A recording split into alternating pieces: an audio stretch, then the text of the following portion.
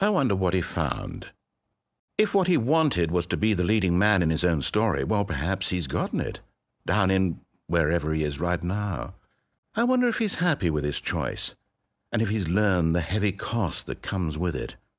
He'll understand soon what I was trying to tell him. He needs me. Someone who will wrap everything up at the end, to make sense out of the chaos and the fear and the confusion. That's who I am. That is what I mean to this world. Oh, yes. Yes, I'll be back. There's no other way. Once this ends, after it all comes to a close, then I'll be back. The end will be here soon. Very soon. I can wait.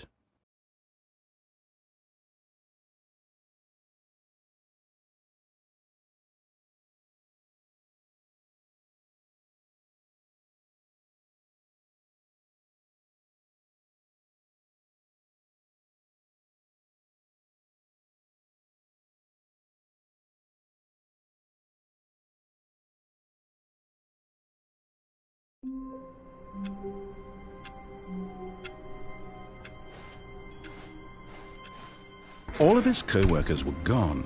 What could it mean? Stanley decided to go to the meeting room. Perhaps he had simply missed a memo.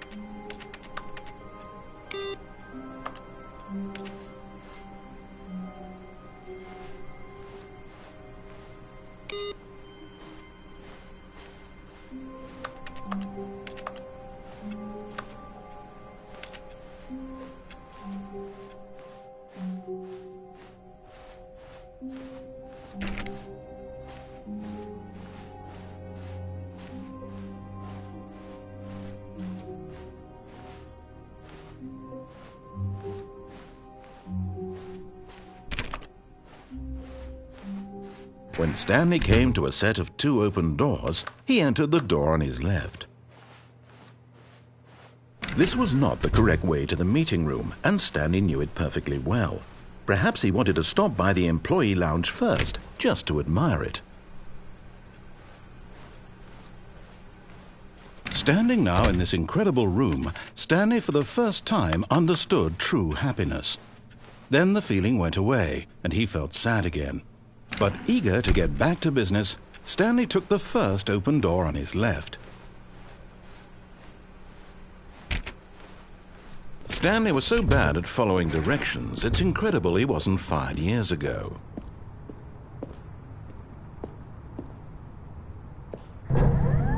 Look, Stanley, I think perhaps we've gotten off on the wrong foot here. I'm not your enemy, really, I'm not.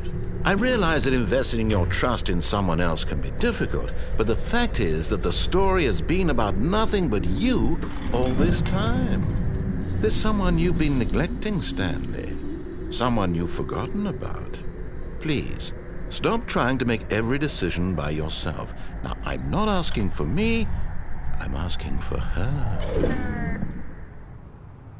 This is it, Stanley. Your chance to redeem yourself. To put your work aside, to let her back into your life. She's been waiting.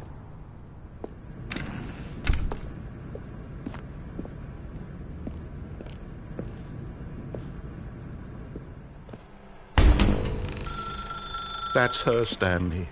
You need to be the one to do this, to reach out to her. If you can truly place your faith in another, then pick up the phone.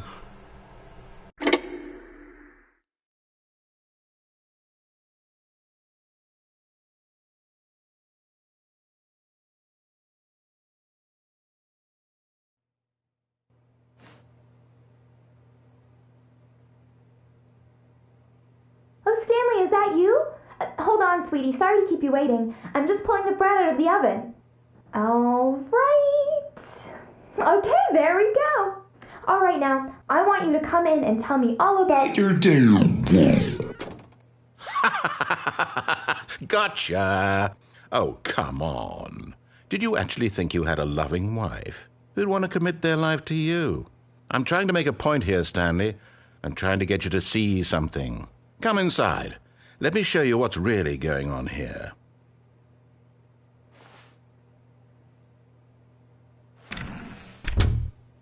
This is a very sad story about the death of a man named Stanley.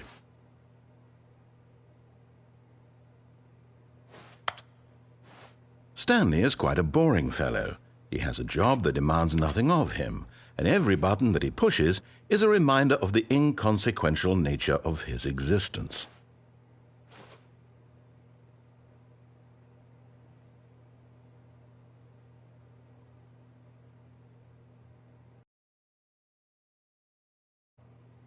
Look at him there, pushing buttons, doing exactly what he's told to do. Now he's pushing a button. Now he's eating lunch. Now he's going home. Now he's coming back to work. One might even feel sorry for him, except that he's chosen this life. But in his mind, in his mind he can go on fantastic adventures. From behind his desk, Stanley dreamed of wild expeditions into the unknown, fantastic discoveries of new lands. It was wonderful, and each day that he returned to work was a reminder that none of it would ever happen to him. And so he began to fantasize about his own job. First, he imagined that one day while at work, he stepped up from his desk to realize that all of his co-workers, his boss, everyone in the building had suddenly vanished off the face of the earth. The thought excited him terribly. So he went further. He imagined that he came to 2 open doors and that he could go through either. At last, choice. It barely even mattered what lay behind each door. The mere thought that his decisions would mean something was almost too wonderful to behold. As he wandered through this fantasy world, he began to fill it with many possible paths and destinations. Down one path lay an enormous round room with monitors and mind controls. And down another was a yellow line that weaved in many directions. And down another was a game with a baby. And he called it the Stanley Parable. It was such a wonderful fantasy, and so in his head he relived it again, and then again, and again, over and over, wishing beyond hope that it would never end, that he might always feel this free. Surely there's an answer down some new path, mustn't there be? Perhaps if he played just one more time.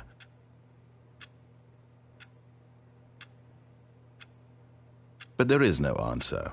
How could there possibly be? In reality, all he's doing is pushing the same buttons he always has. Nothing has changed. The longer he spends here, the more invested he gets, the more he forgets which life is the real one. And I'm trying to tell him this, that in this world he can never be anything but an observer, that as long as he remains here, he's slowly killing himself. But he won't listen to me. He won't stop. Here, watch this. Stanley, the next time the screen asks you to push a button, do not do it.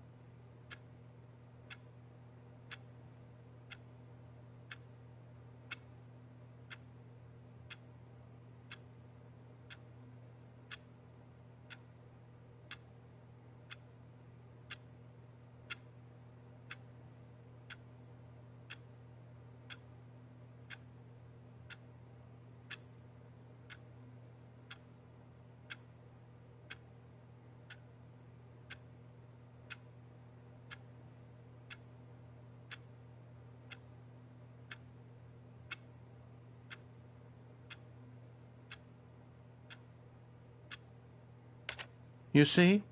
Can he just not hear me? How can I tell him in a way that he'll understand that every second he remains here, he's electing to kill himself? How can I get him to see what I see? How can I make him look at himself?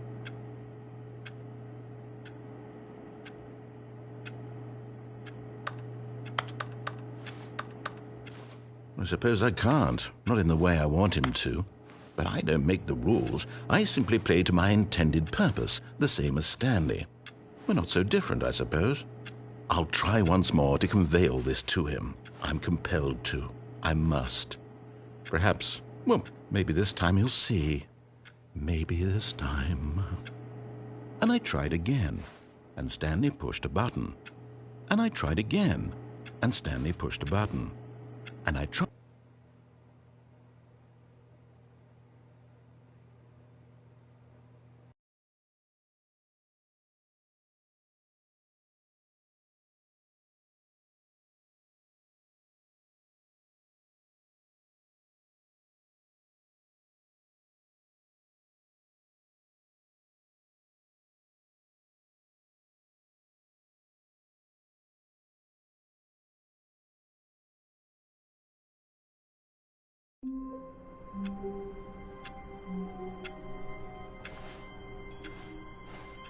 All of his co-workers were gone.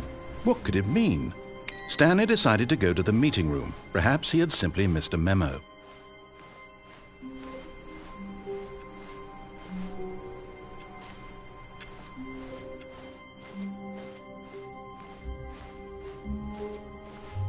When Stanley came to a set of 2 open doors, he entered the door on his left.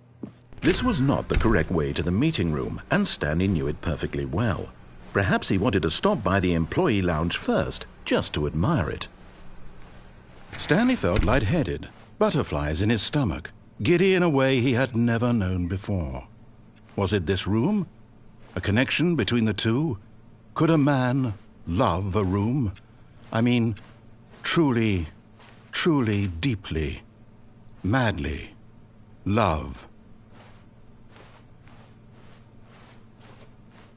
But eager to get back to business, Stanley took the first open door on his left.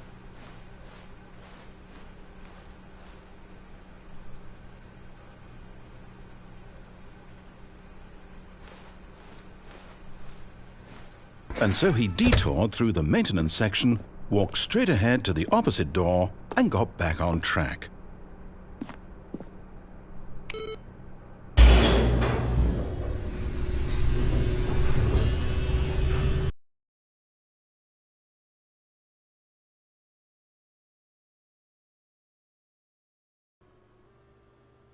But Stanley didn't want to go back to the office. He wanted to wander about and get even further off track. So now in order to get back, he needed to go, from here it's, left.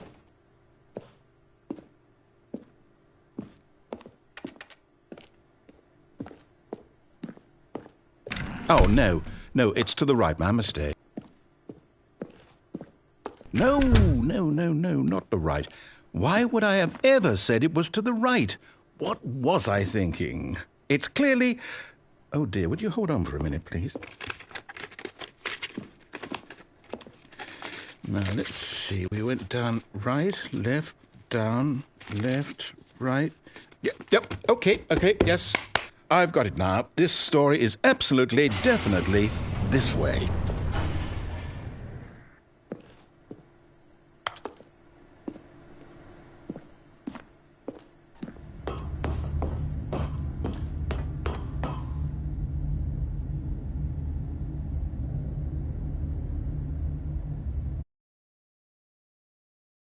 No.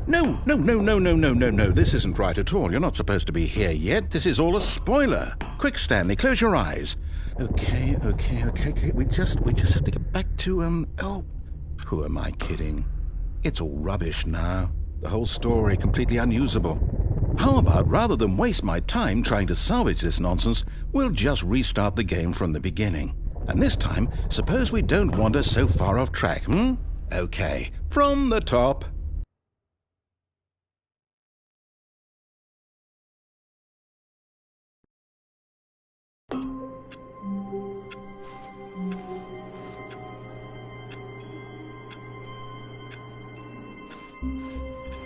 All of his co-workers were gone. What could it mean? Stanley decided to go to the meeting room. Perhaps he had simply missed a memo.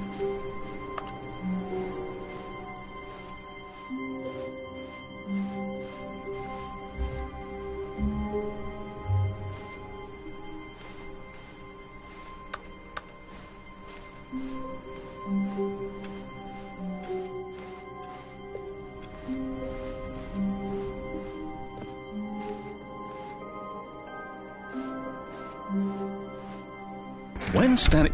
Wait, what? No, I restarted. I swear I definitely restarted the game over, completely fresh. Everything should be... Oh, did something change?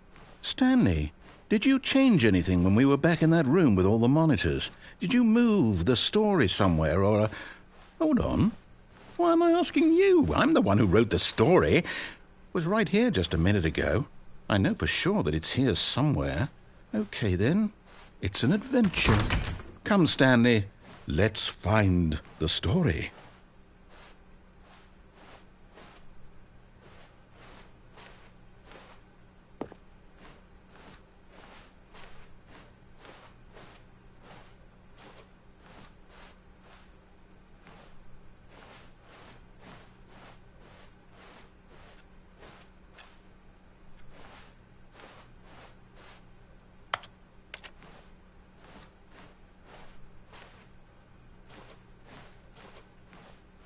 I'll say it. This is the worst adventure I've ever been on. I can promise you there definitely was a story here before. Do we need to restart the game again? Well, I find it unlikely that we'll ever progress by starting over and over again, but it's got to be better than this. Okay, let's give it a shot. Why not?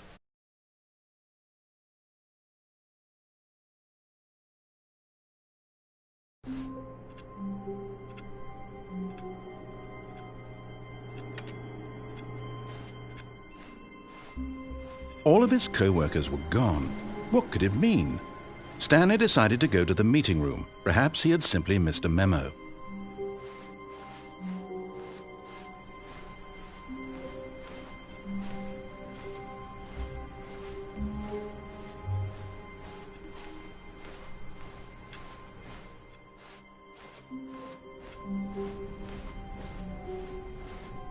Okay, yep, it's worse. I might be remembering this wrong.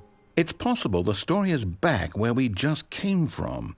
Why don't we go back the other direction and see if we missed anything?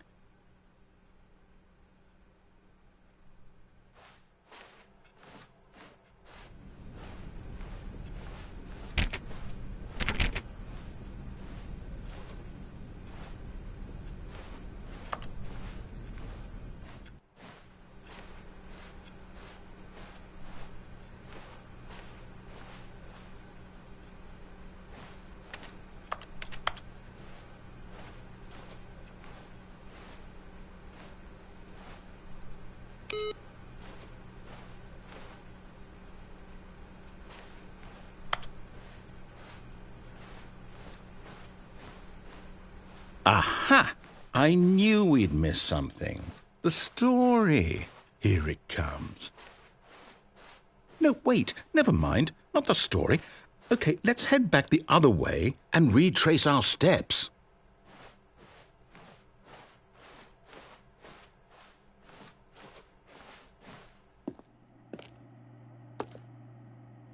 Now this... Well, I'll be honest. I don't recognize this place at all. Is this the story? I don't think so. I can't quite recall, but I believe my story took place in an office building. Is that correct? Do you remember, Stanley? Well, do you know what? Since I've completely forgotten what we were supposed to be doing, how about this? You win! Congratulations! I know you put in a lot of hard work, and it really paid off, so good job. Oh, no. No, I don't feel right about this at all. We both know you didn't put in any actual work for that win. Some people win fair and square, and this was not one of those situations. Okay, I'm getting weirded out by whatever this place is. I don't care what might happen this time. I have to restart.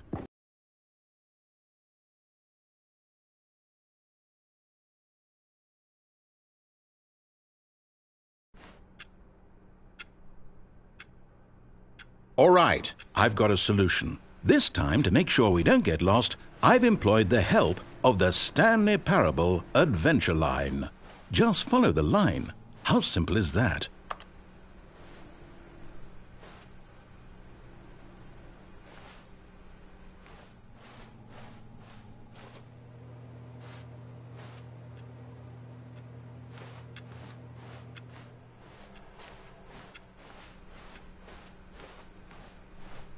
No, I'm down. We're leaving it up to the line from now on.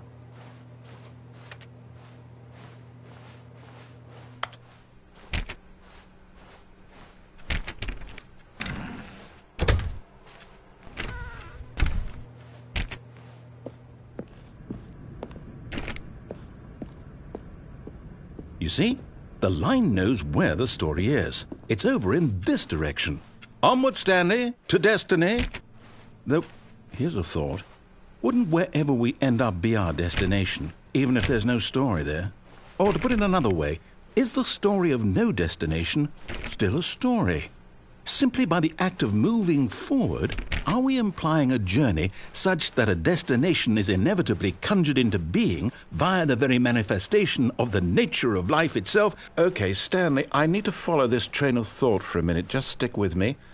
Now, we can both agree that the nature of existence is in fact a byproduct of one's subjective experience of that existence, right? Okay, now if my experience of your existence rests inside of your subjective experience of this office, is this office in fact the skeleton of my own relative experiential mental subjective construct? Whoa. Hang on. That got a bit weird back there. Well, I'd like to apologize.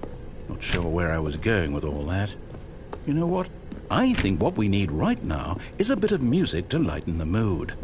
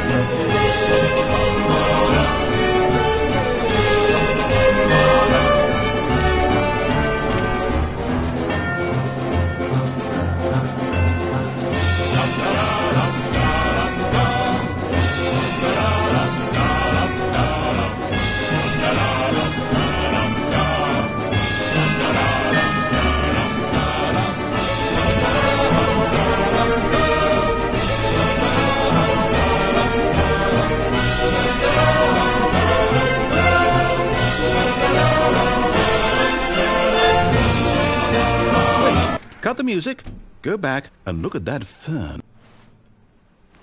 Stanley, this fern will be very important later in the story. Make sure you study it closely and remember it carefully. You won't want to miss anything.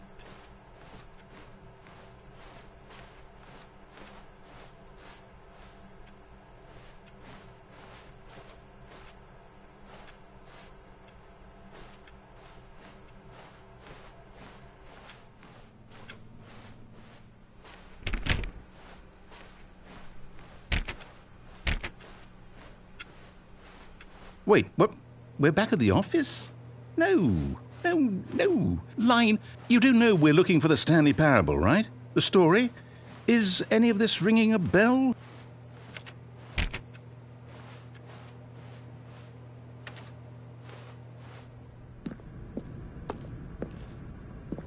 Oh, no, not again, Line. How could you have done this to us? And after we trusted you, after everything we've been through, you...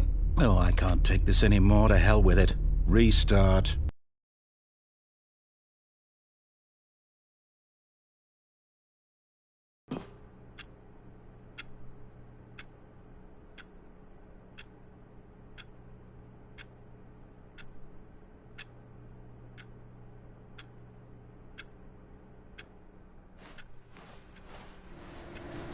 You know what, Stanley? I say forget the adventure line. What's it ever done for us? We're intelligent people, right? Why can't we make up our own story? Something exciting, daring, mysterious. Ooh, this all sounds perfectly doable. Why don't we simply start wandering in, well, I don't know. How about this direction? Now, yes, this is exciting. Just me and Stanley forging a new path, a new story. Well, it could be anything. What do you want our story to be? Go wild. Use your imagination. Whatever it might be, Stanley, I'm ready for it. Oh, no, not you again. Stanley, I'd also like to veto the line from having any role in our awesome new story. No lines or monitor rooms. Just don't acknowledge it, and we should be fine.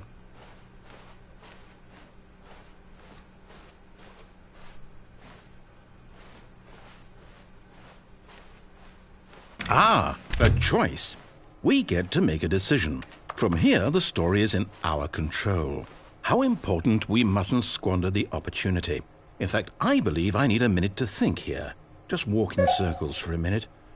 Okay, so I know that each door has to lead somewhere, which means that somewhere, the place where we're trying to go, there must be a reverse door that leads here. And that in turn means that our destination corresponds with the counter-inverted reverse door's origin. So starting from the right, let us ask, will taking the right door lead us to where we're going? And since the answer is clearly yes, then by all accounts, the door on the right is the correct one. Another victory for logic. Come, Stanley, our destiny awaits.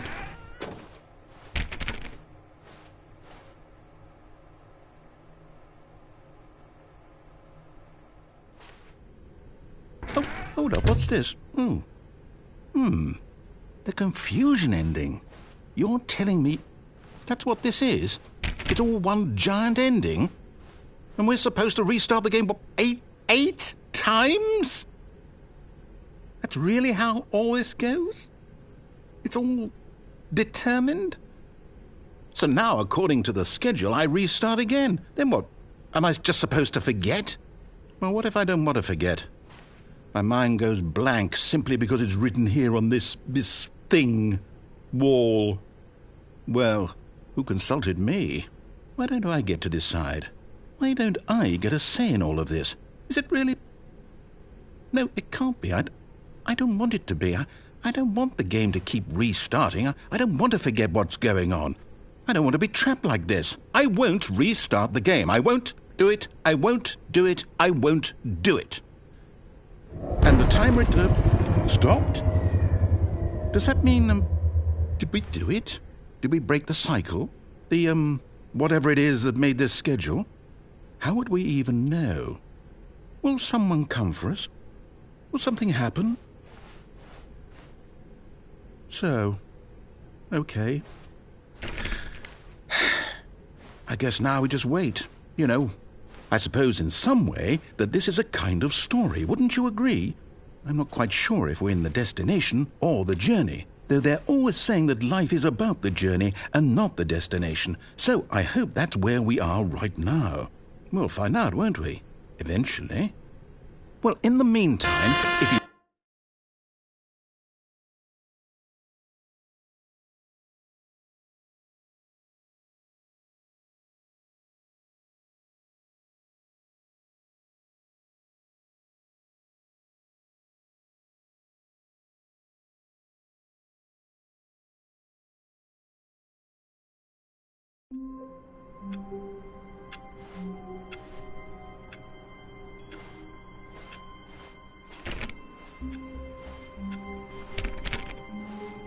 All of his co-workers were gone. What could it mean? Stanley decided to go to the meeting room. Perhaps he had simply missed a memo.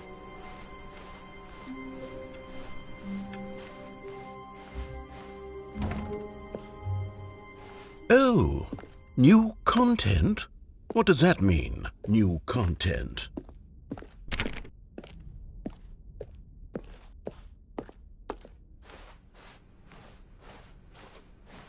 When Stanley came to a set of 2 open doors, he entered the door on his left.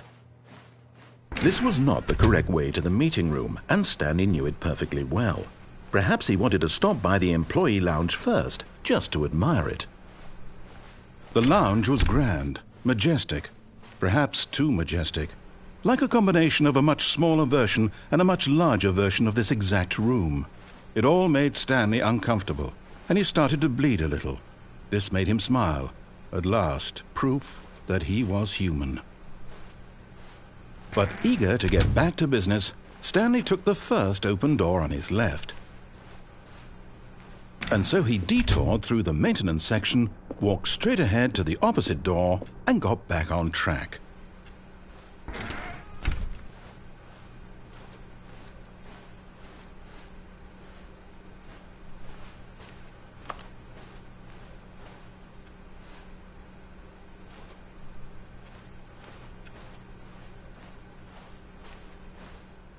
Yet there was not a single person here either. Feeling a wave of disbelief, Stanley decided to go up to his boss's office, hoping he might find an answer there.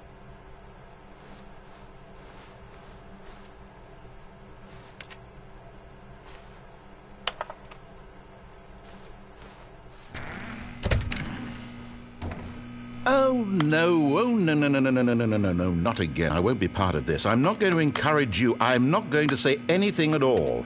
I'm just going to be patient and wait for you to finish whatever it is you enjoy doing so much in this room. Please. Coming to a staircase, Stanley walked upstairs to his boss's office.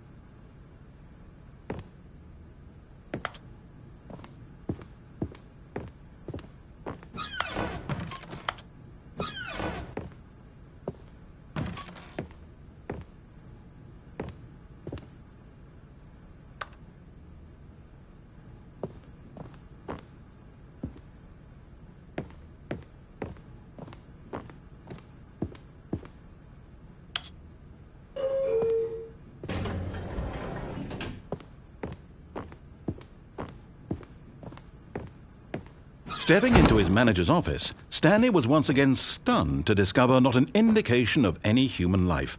Shocked, unraveled, Stanley wondered in disbelief who orchestrated this. What dark secret was being held from him?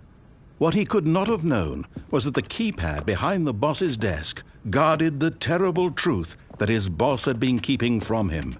And so the boss had assigned it an extra secret PIN number, 2845. But of course, Stanley couldn't possibly have known this.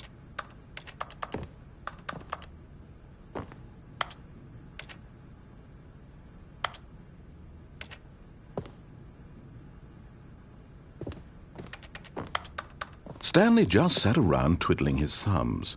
Trying to input anything on the device was useless, since he could never possibly know that the combination was 2845.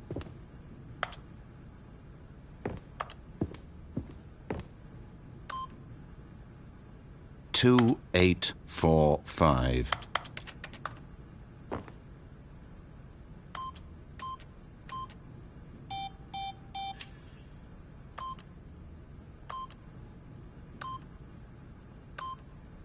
Yet incredibly, by simply pushing random buttons on the keypad, Stanley happened to input the correct code by sheer luck.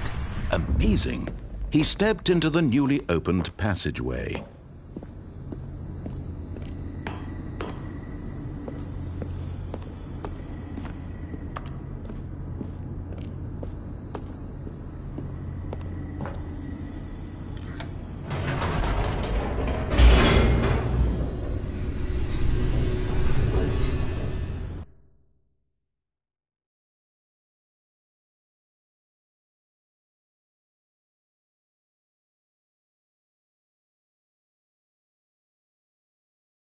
Descending deeper into the building, Stanley realized he felt a bit peculiar.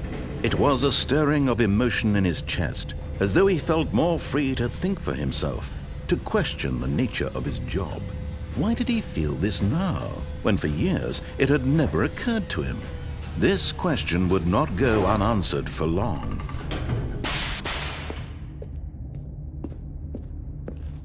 Stanley walked straight ahead through the large door that read Mind Control Facility.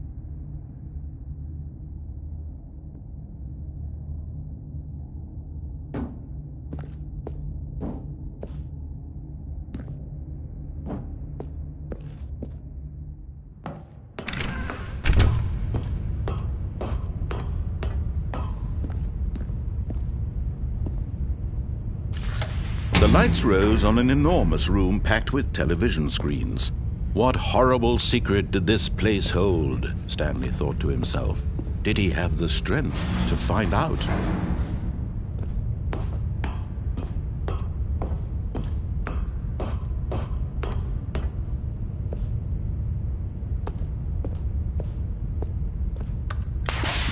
Now the monitors jumped to life, their true nature revealed. Each bore the number of an employee in the building, Stanley's co-workers. The lives of so many individuals reduced to images on a screen, and Stanley, one of them, eternally monitored in this place where freedom meant nothing.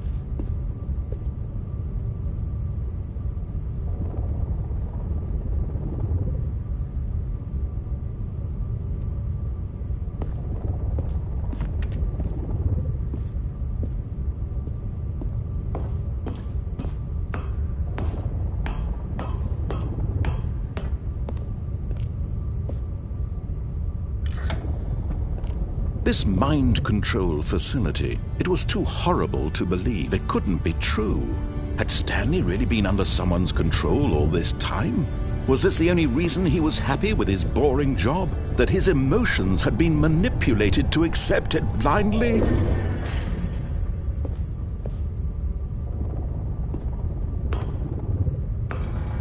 No, he refused to believe it. He couldn't accept it. His own life in someone else's control? Never!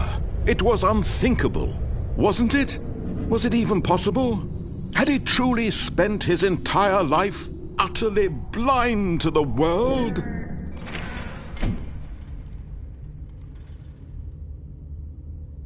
But here was the proof, the heart of the operation. Controls labeled with emotions, happy or sad or content.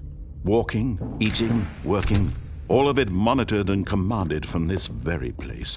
And as the cold reality of his past began to sink in, Stanley decided that this machinery would never again exert its terrible power over another human life.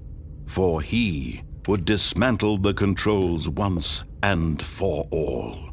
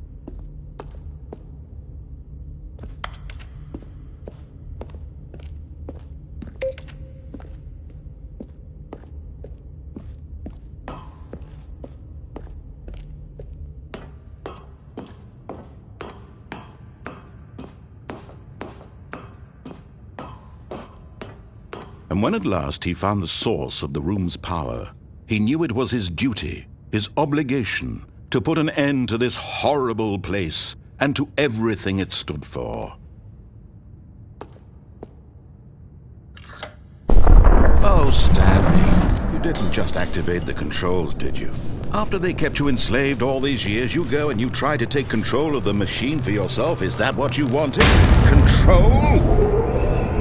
Oh, Stanley, I applaud your effort, I really do. But you need to understand, there's only so much that machine can do. You were supposed to let it go, turn the controls off, and leave. If you want to throw my story off track, you're going to have to do much better than that. I'm afraid you don't have nearly the power you think you do. For example, and I believe you'll find this pertinent, Stanley suddenly realized he had just initiated the network's emergency detonation system.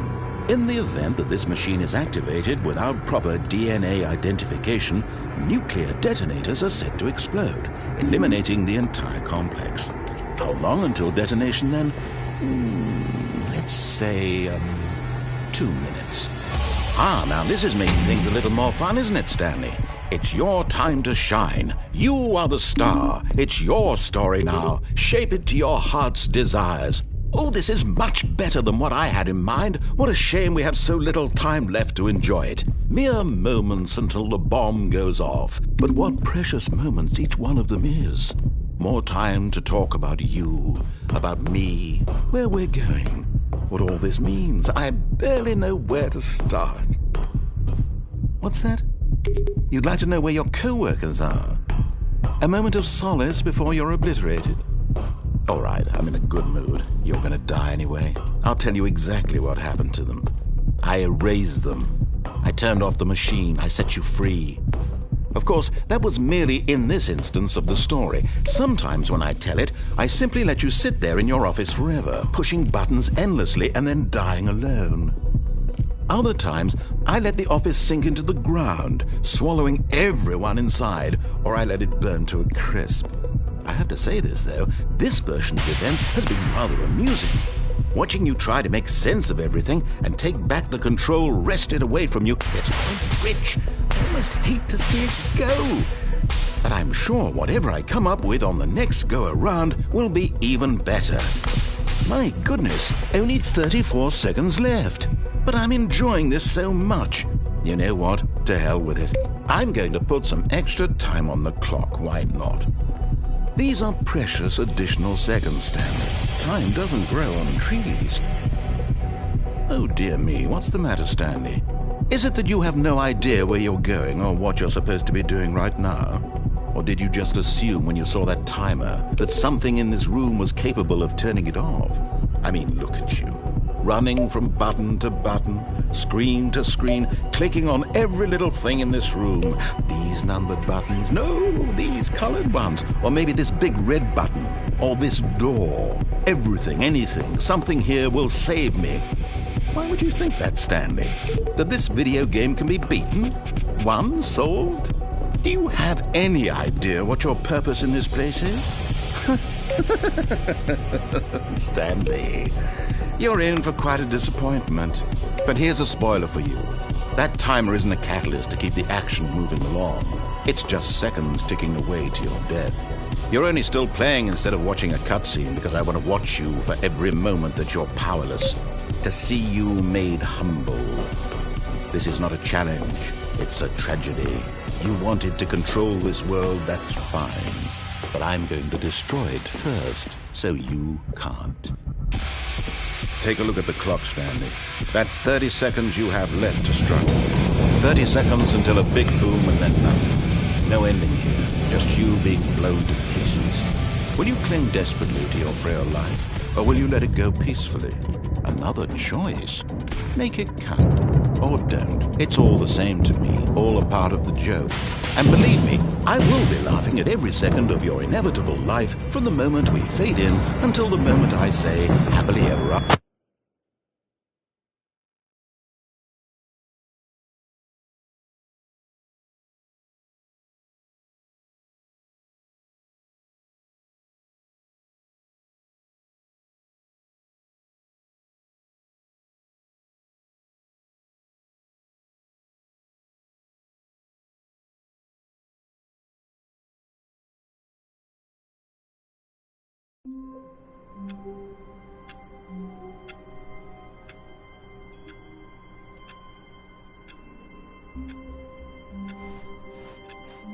All of his co-workers were gone. What could it mean? Stanley decided to go to the meeting room. Perhaps he had simply missed a memo.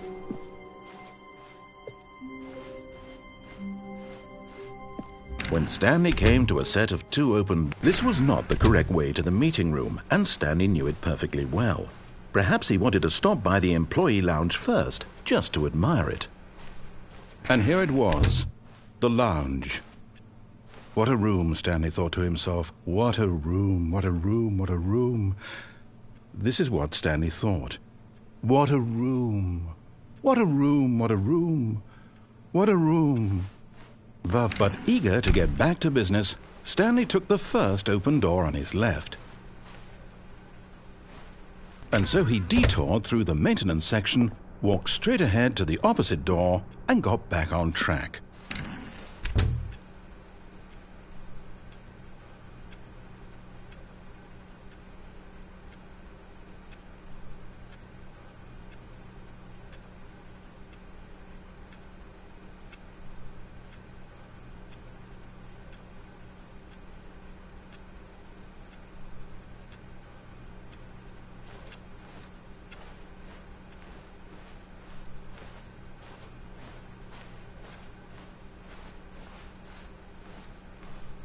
Yet there was not a single person here either.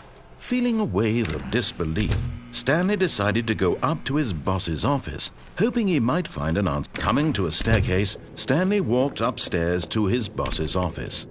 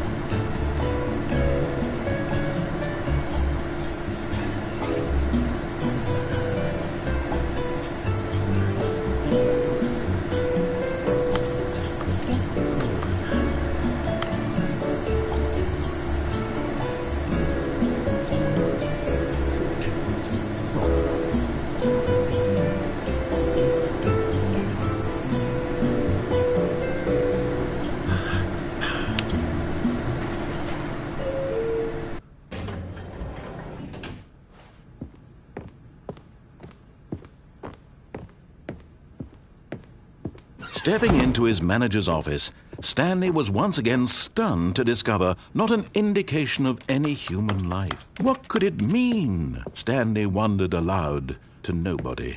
He began wildly tearing through papers on the boss's desk, pulling books off the shelf, looking behind paintings, desperate for clues to his situation. But his attention was caught by a keypad behind the boss's desk. What could its purpose be? In fact, this keypad guarded the terrible secret that lay buried below his feet. And so the boss had Stanley was in such a rush to get through the story as quickly as possible, he didn't even have a single minute to just let the narrator talk. That kind of anxiety isn't healthy, so he relaxed for a few moments with some calming New Age music.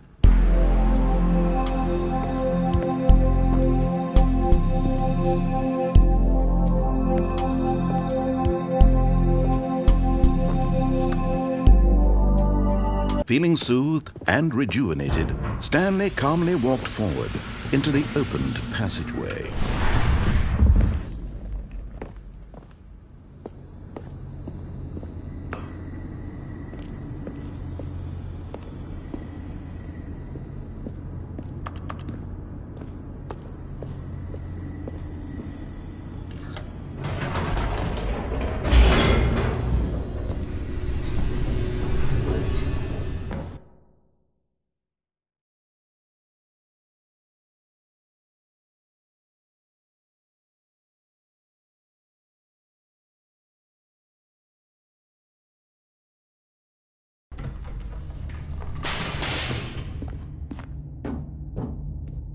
Stanley walked straight ahead through the large door that read Mind Control Facility.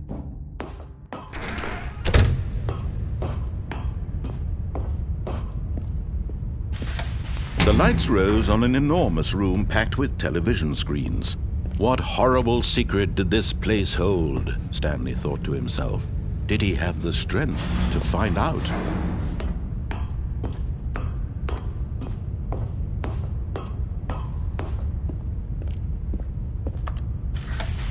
Now the monitors jumped to life, their true nature revealed. Each bore the number of an employee in the building, Stanley's co-workers. The lives of so many individuals reduced to images on a screen, and Stanley, one of them, eternally monitored in this place where freedom meant nothing.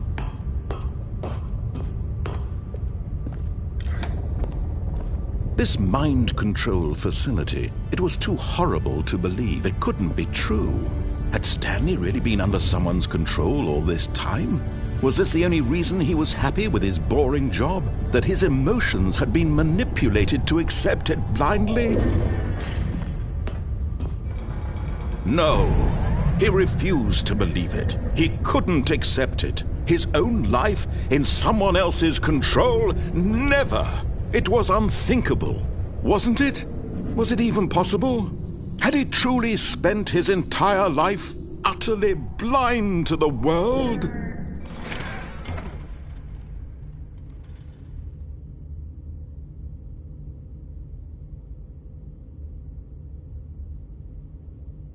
But here was the proof, the heart of the operation. Controls labeled with emotions, happy or sad or content.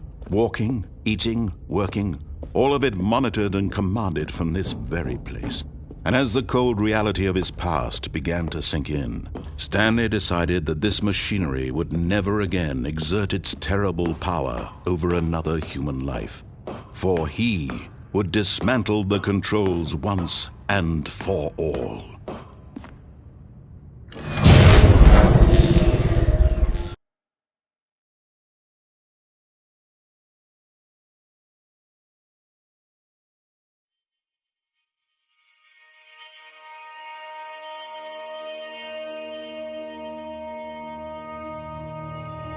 Blackness, and a rising chill of uncertainty. Was it over? Yes!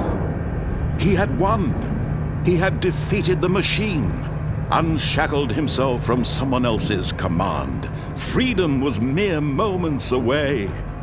And yet, even as the immense door slowly opened, Stanley reflected on how many puzzles still lay unsolved. Where had his co-workers gone? How had he been freed from the machine's grasp? What other mysteries did this strange building hold? But as sunlight streamed into the chamber, he realized none of this mattered to him, for it was not knowledge or even power that he had been seeking, but happiness. Perhaps his goal had not been to understand, but to let go. No longer would anyone tell him where to go, what to do, or how to feel. Whatever life he lives, it will be his. And that was all he needed to know. It was perhaps the only thing worth knowing. Stanley stepped through the open door.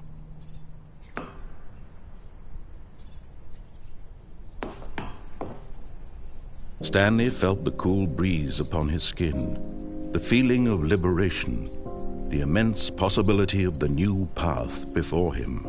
This was exactly the way, right now, that things were meant to happen. And Stanley was happy.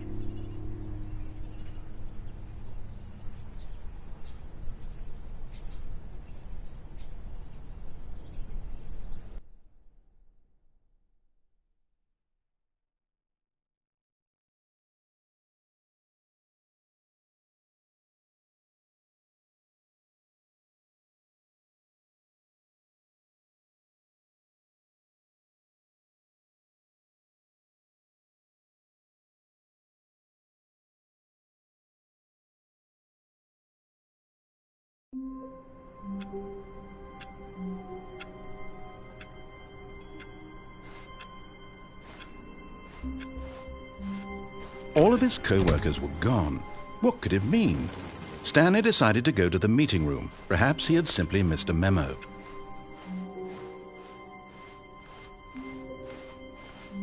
When Stanley came to a set of 2 open doors, this was not the correct way to the meeting room, and Stanley knew it perfectly well.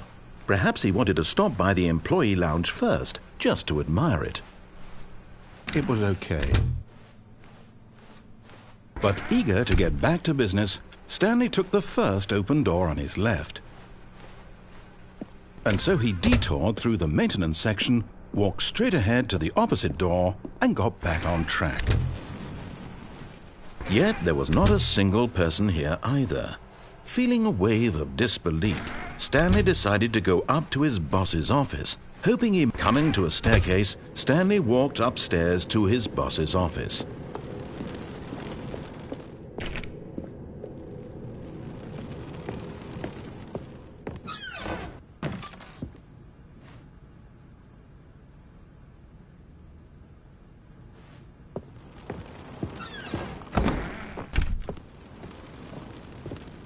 Okay, I think we all know the drill by now. Blah, blah, blah. Dark secrets, the keypad. Stanley pushes some buttons. Oh, hey, look, it's a new passageway.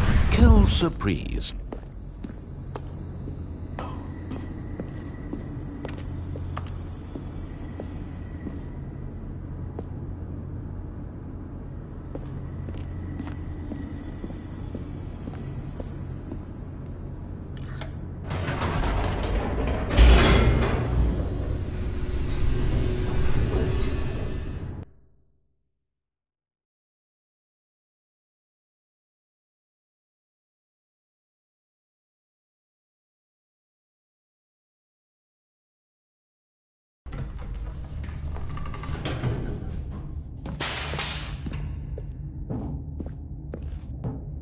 Stanley walked straight ahead through the large door that read Mind Control Facility. Although this passageway had the word Escape written on it, the truth was that at the end of this hall, Stanley would meet his violent death. The door behind him was not shut. Stanley still had every opportunity to turn around and get back on track. At this point, Stanley was making a conscious, concerted effort to walk forward and willingly confront his death.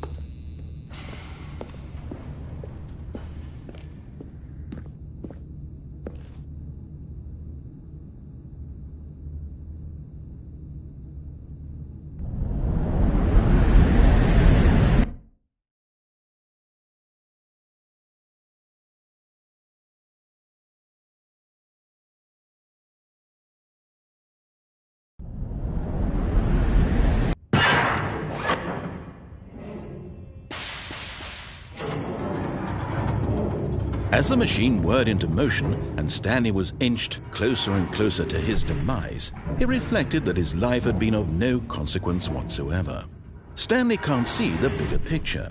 He doesn't know the real story, trapped forever in his narrow vision of what this world is. Perhaps his death was of no great loss, like plucking the eyeballs from a blind man. And so he resigned and willingly accepted this violent end to his brief and shallow life. Farewell, Stanley.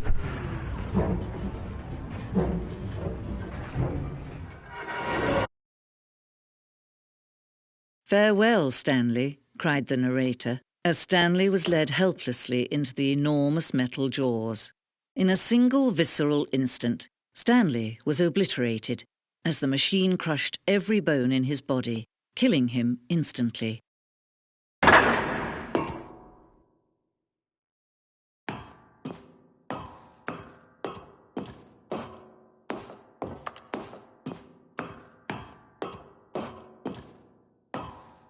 And yet it would be just a few minutes before Stanley would restart the game, back in his office, as alive as ever.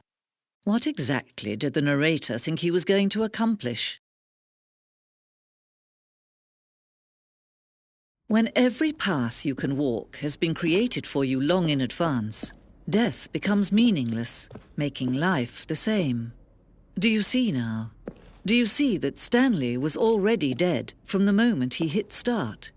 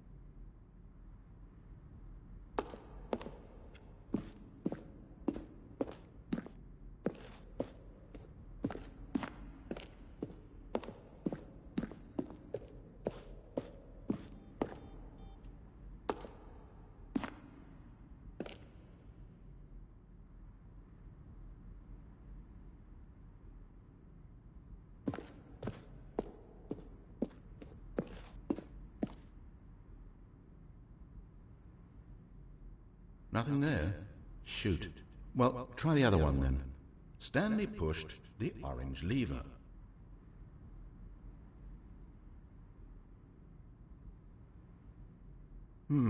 Let's see. Stanley walked through the green door. Now look closely, Stanley. See how it's impossible for the player to do anything in this room? Perfect example of poor level design. Textbook mistake. It's the kind of thing you pick up on intuitively if you have even the most fundamental understanding of good and bad game design. But of course, you being you, you'll probably spend the next hour trying to solve it. Here, I'm just going to make this easy on you. Still nothing? I don't know.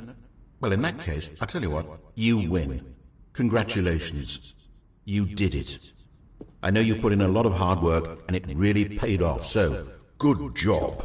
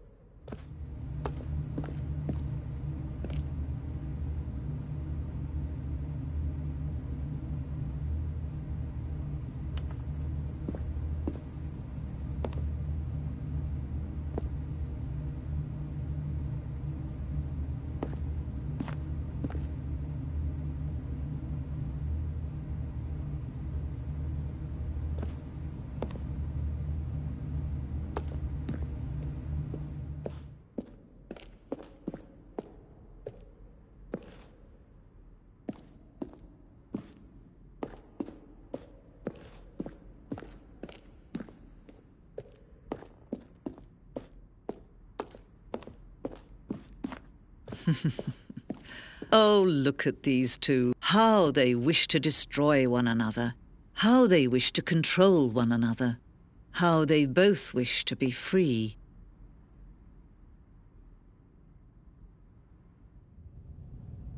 Can you see? Can you see how much they need one another? No, perhaps not. Sometimes these things cannot be seen. But listen to me. You can still save these two. You can stop the program before they both fail. Turn off your PlayStation. There's no other way to beat this game. As long as you move forward, you'll be walking someone else's path. Stop now and it'll be your only true choice. Whatever you do, choose it. Don't let time choose for you. Don't let...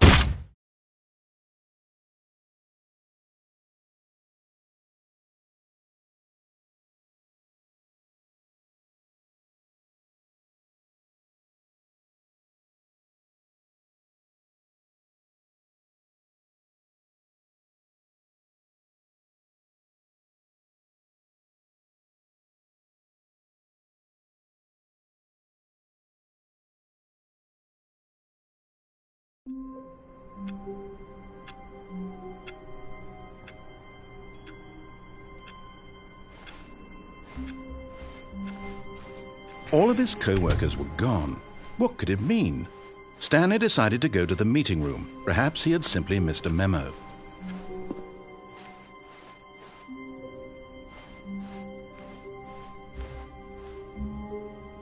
When Stanley came to a set of 2 open doors, he entered the door on his left.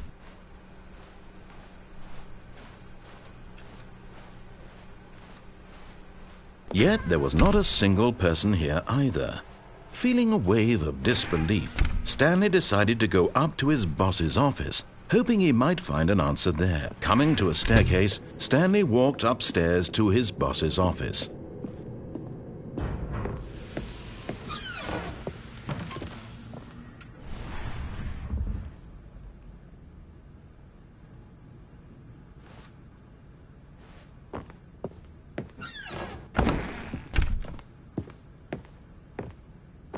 Here's the door. Just go.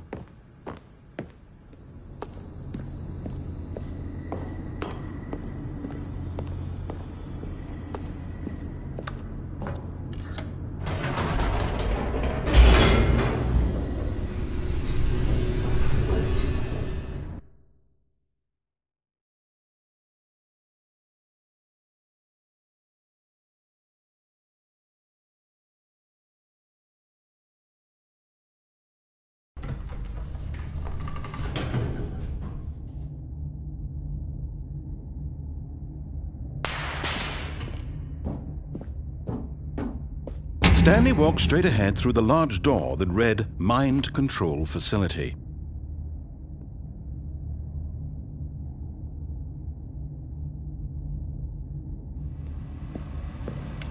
Although this passageway had the word Escape written on it, the truth was that at the end of this hall, Stanley would meet his violent death. The door behind him was not shut. Stanley still had every opportunity to turn around and get back on track.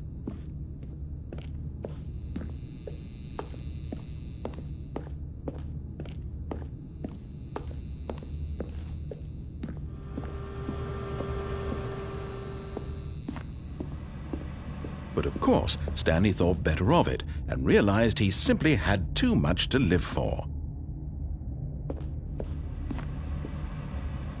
Nope. Still on board with death?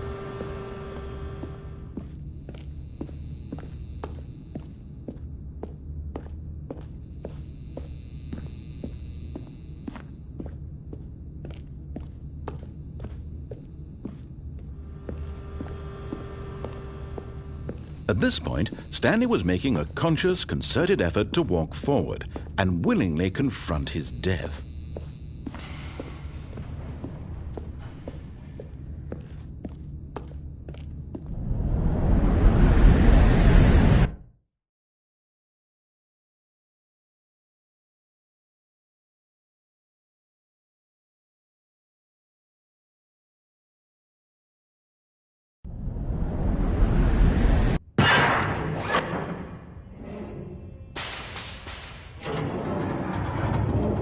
As the machine whirred into motion and Stanley was inched closer and closer to his demise, he reflected that his life had been of no consequence whatsoever.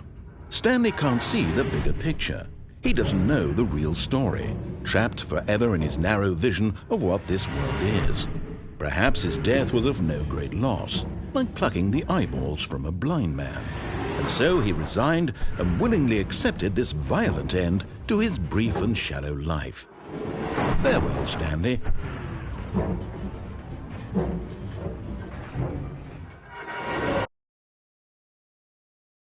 Farewell, Stanley, cried the narrator, as Stanley was led helplessly into the enormous metal jaws. In a single visceral instant, Stanley was obliterated as the machine crushed every bone in his body, killing him instantly.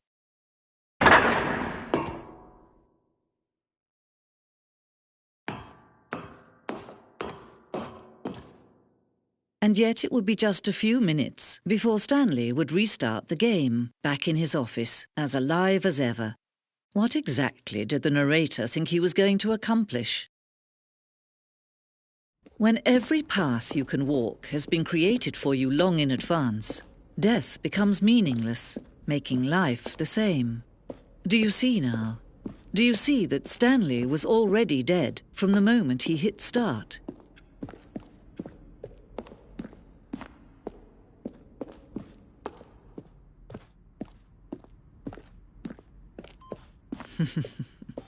Oh, look at these two. How they wish to destroy one another.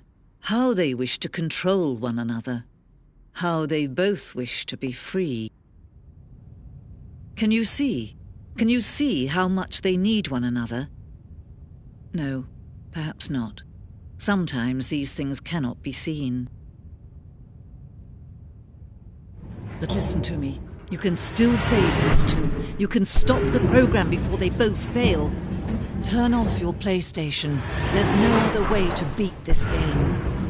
As long as you move forward, you'll be walking someone else's path. Stop now and it'll be your only true choice. Whatever you do, choose it. Don't let time choose for you. Don't let...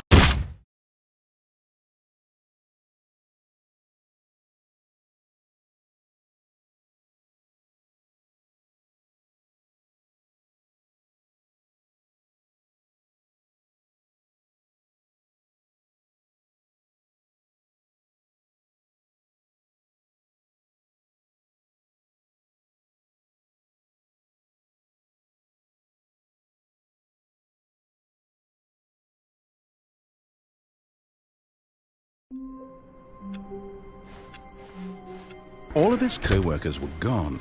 What could it mean? Stanley decided to go to the meeting room. Perhaps he had simply missed a memo. Oh, new content? What does that mean, new content?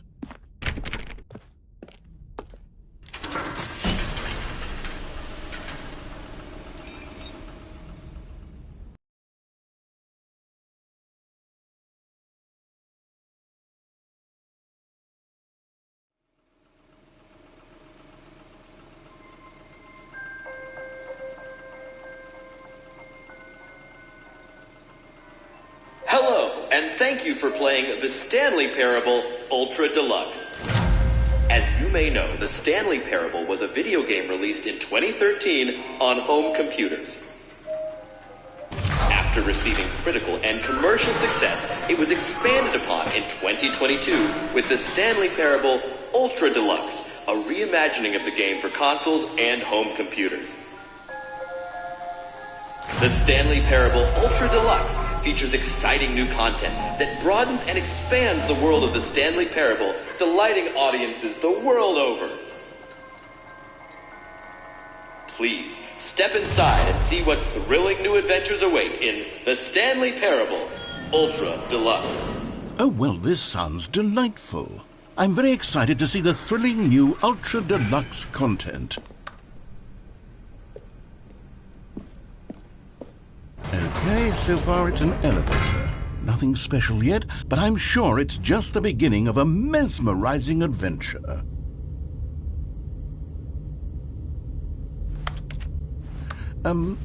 Is it broken? What's going on here? Should we be moving somewhere or... Oh, here we go. All right, finally, at long last, it's on to the new content. I've never been more ready. Let's do it.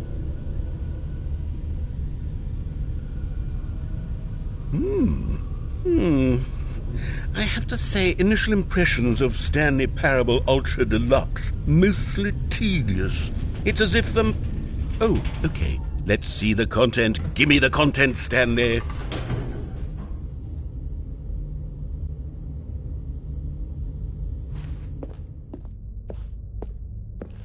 All right, let's see. It's the jump circle.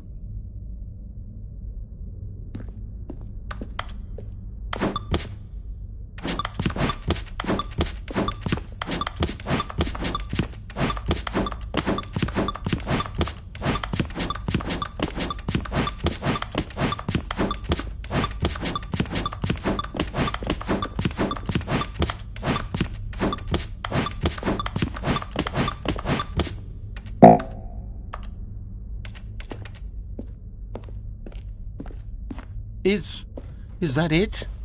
Surely that's not all the new content. There has to be something else, right? Goodness. Another elevator. Stanley, I have to say, initial impressions of this game are not positive. It's just elevators and jumping. Is this what passes for exciting new content? If this is new content, then I could just read you the whole dictionary. There's 20 hours of new content right there. Hell, I could count to 30 trillion. You could put that on the box. The Stanley Parable Ultra Deluxe, now with over 1,000 hours of new content. And oh, wait. There's more. Very good. Yes. I knew there had to be something else. Let's see it. I'm ready for whatever it is. That's it? Oh, you've got to be kidding me. You see, Stanley? This is what happens when greedy video game developers with no respect for their fanbase rush a cheap expansion to market for no reason other than to make an easy dollar. And don't get me started on the level of craftsmanship that's gone into it. In fact, I'm looking right now at the game's trophies, and it's hard to believe one of them actually says, "Test trophy, please ignore." What quality assurance department signed off on this? I'm infuriated and I'm offended, and I intend to find these people on Twitter and hold them personally accountable. It's my fault, Stanley. I built up too much anticipation around the new content, I'm afraid. It could never have lived up to such expectations. If you're still with me, why don't we just reset the game, and we'll try to get back to what the Stanley Parable is really about. No frills, no gimmicks. Just you and me having a great time together like always. What do you say, friend?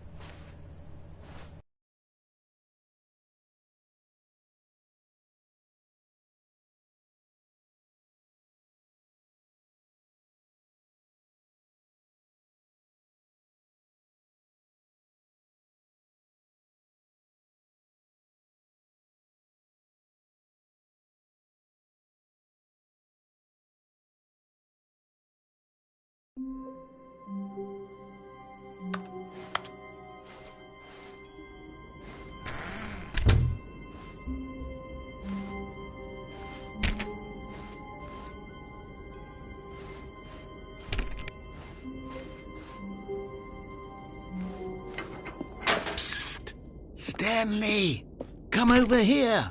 In the vent. I want to show you something.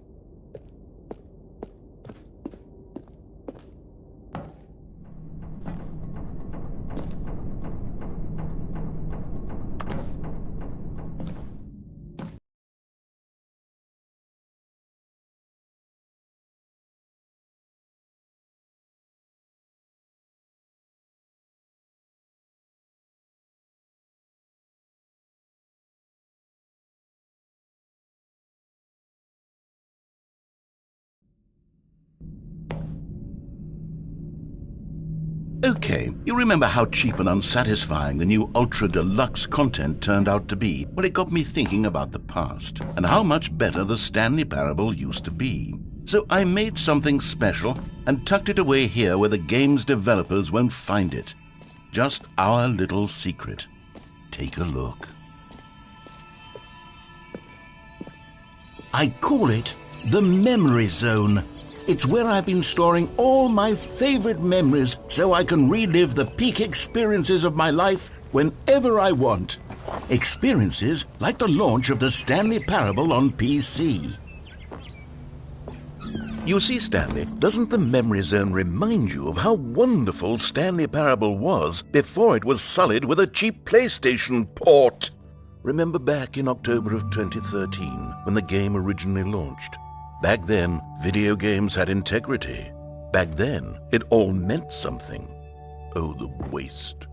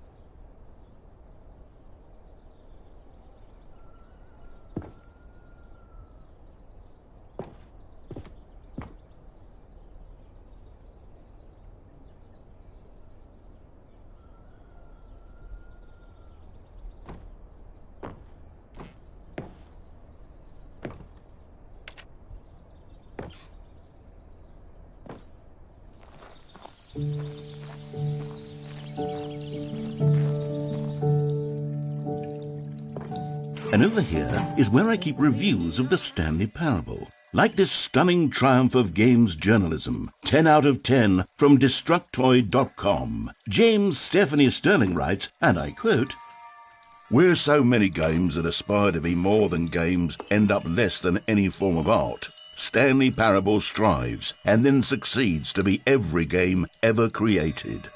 Did you hear that, Stanley? Every game ever created. That's how grand and all-encompassing the original Stanley Parable was. It was literally every game ever created. It was Skyrim, it was Persona 3, it was all of them, and now it's nothing. It's no games at all. It isn't even the Stanley Parable anymore. It's just a husk now, a lifeless husk with an hour of new elevator content.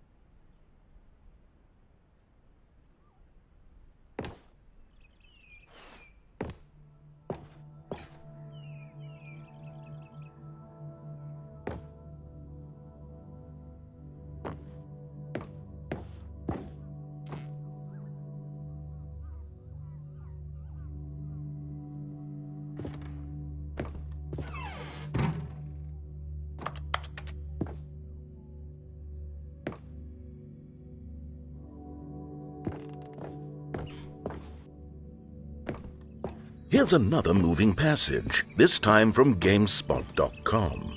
The Stanley Parable is both a richly stimulating commentary on the nature of choice in games and one that offers some of the most enjoyable, surprising, and rewarding choices I've ever been confronted with in a game. 9 out of 10. Don't you get it, Stanley? The game was perfect.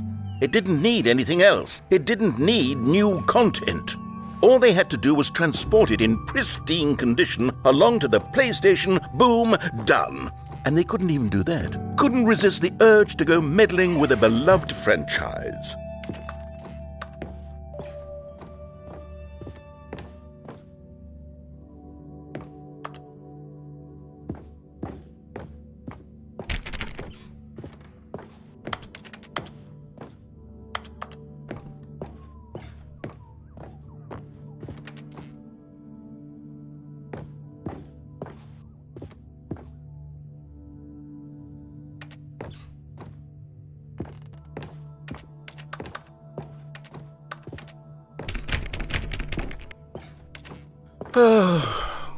These were simpler times, Stanley. But I wouldn't give to go back to have it all over again.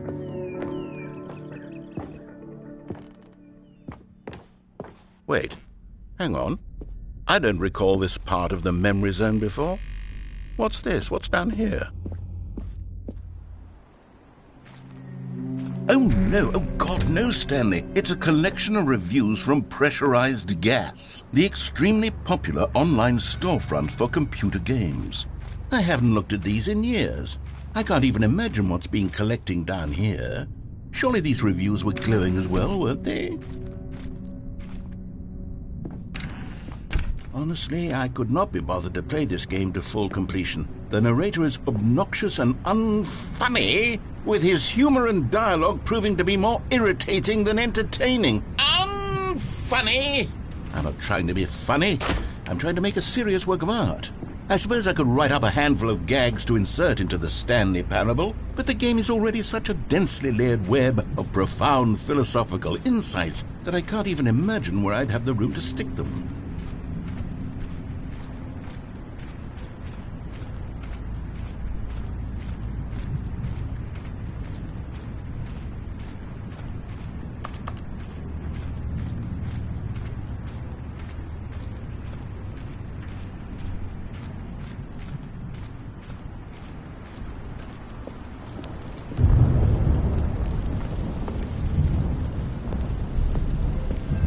Okay, let's see what this one says. While the idea for the game is good, for someone who prefers non-linear games, this preachiness gets annoying fast. Preachy? Stanley, I'm not preachy, am I? You can tell me if I'm preachy. Honestly, you can. Oh, goodness. This is actually quite shocking for me. Well, to be honest, I had always thought of the game's dialogue as being rather terse to begin with. You can't know how much fluff I cut from the game to get it to feel as light and airy as it... Well, I always thought it did. But maybe it wasn't. Oh dear, what an awful memory to have to hold on to. These black marks on my otherwise unimpeachable track record. I feel like a failure, like I let these people down. Perhaps the Stanley Parable isn't quite as sterling as I always remembered. What's this one got to say? You constantly have to stop doing anything so the narrator can catch up with his long-winded explanations of what's happening. I wish there was a skip button. A skip button? Well, yes. Yes, I think we can do that. If I'm truly too preachy, then maybe letting you skip ahead for just a moment, surely it couldn't hurt. Not if it means we can strike these negative reviews from the record. Only positive reviews of the Stanley Parable. That's my motto today, and it's always been my motto. I'd do anything for the customer, Stanley. Yes, a skip button we shall have. And here it is. Go ahead and give it a shot. I'll pop you forward in time so that the second my incessant droning starts to bore you, with just the push of a button, you'll have zipped right past it. It's what the players have been asking for, and I'm very proud to have delivered. No more listening to me rambling on and on and on. No. The Stanley Parable is a game for the people, and if the people want silence, then by goodness, that's what they're going to get. Well, don't sit around waiting for me to shut up. Go ahead and make me shut up. Here, we'll pretend that I've just begun an interminable monologue, and it goes something like this.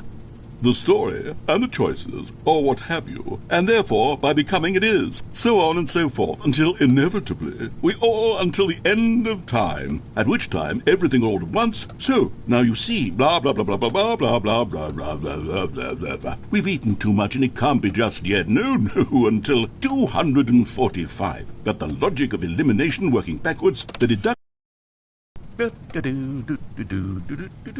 Oh, you're back, you see. You were only frozen in time for a few minutes, but it was plenty of time for me to deliver a long, rambling monologue full of unnecessary verbal flourishes and lengthy ruminations on the nature of choice in video games. Of course, I happen to believe it was perhaps one of my more profound such ruminations. Not that, of course, you need a description of it, but if I had to describe it, I'd say it was perhaps less of a rumination and more of a treatise. Or maybe a manifesto. Look, I'll outline it for you very briefly, and you can tell me what you think. Okay, so my theory is that any choice you've ever made is simply a series of choices made by the person who you are, or were, or will be at the time of having made said choice.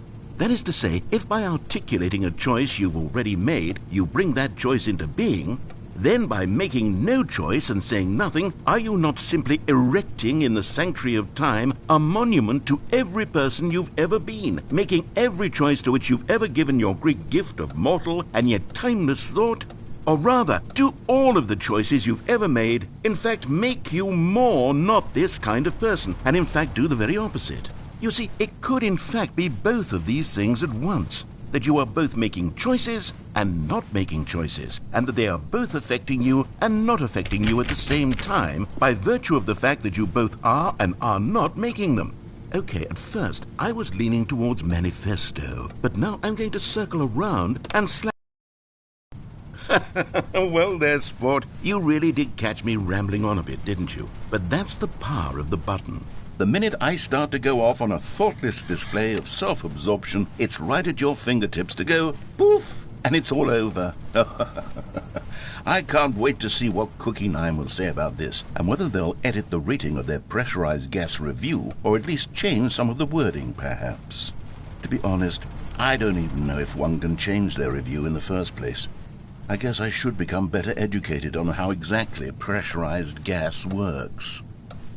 Perhaps that would have been a smart thing to check on before I went on about this whole exercise of making the skip button. Although I have to imagine that after seeing this exciting new technique... Okay, welcome back, Stanley. Now, I should say that the amount of time the button has been skipping through is becoming longer and longer. That last one was, well, I want to say maybe 30, 45 minutes?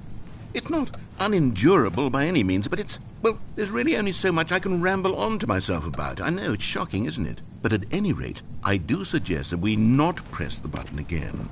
I think the skip button has been aptly demonstrated, and we can say goodbye to it and just... Wait, how do we get out of here? Where did the door go? Wasn't there a door that led into this room? I do feel quite certain that there was one here before. How else would we have gotten into the room in the first place? I don't think one can enter a room without a door of some sort, or a window or something like that. Do you see a window anywhere? A porthole? A sufficiently large crack in the wall? I'll take any of these. All I want is for us to move on and to please step away from the skip button, to go anywhere other than the skip button. There was a door here before, wasn't there? I swear there was. Where did it go? Can you maybe just ram your way through a wall? Is there any possibility that you could, say, slam your body into the wall until... Stanley, please don't push the button again. It's been 12 hours. You've just been frozen there. I don't know why the skips are getting longer, but they're really, truly getting longer, and my God, there's no way out of the room. Stanley, the door is gone. It's completely gone. I've looked at it from every angle. I've checked every one of those walls. Oh, Stanley, you're back. You're back. Oh, my goodness. I have someone to talk to again. Stanley, I think it's been a week. Or 2 weeks. I've been sitting here all that time. Just sitting here. Not a single person to speak with. And you'd think that that's just how it's always been, right? Me talking and you saying nothing. Would you think that it's exactly the same as always? Doesn't that feel like what we've already been doing? Me just talking? But it isn't, Stanley. It isn't the same at all. It is... Oh, hello. It's you. You're here again. Welcome. I have had time to think about you and about us and about everything we've been through. I've had so much time. I stopped keeping track after a year. Have you ever sat down in one place and not moved for one entire year? Let me describe it for you. To begin with, there is only regret. There is only the turning wheel of missed opportunities. I felt nothing at all but regret for the longest time, Stanley. Days, months. I lost it all in a blur of the deepest longing to undo the past. And when that feeling had begun to subside, what took its place is what I can only describe as the collapse of every moment I have ever experienced my entire life. All of them collapsed down into a single instant. In that instant, I could see myself clearly.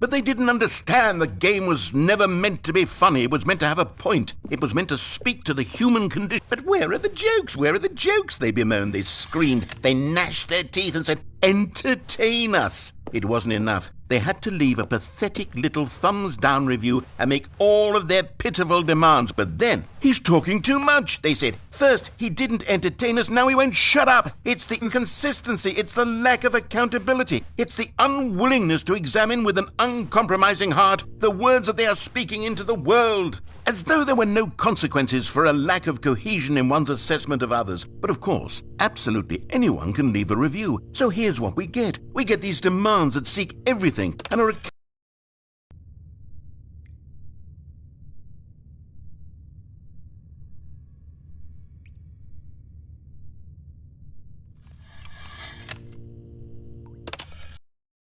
The end is never the end, is never the end, is never the end, is never the end, is never the end, is never the end, is never the end, is never the end, is never the end, is never the end, is never the end, is never the end, is never the end, is never the end, is never the end, is never the end, is never the end, is never the end, is never the end.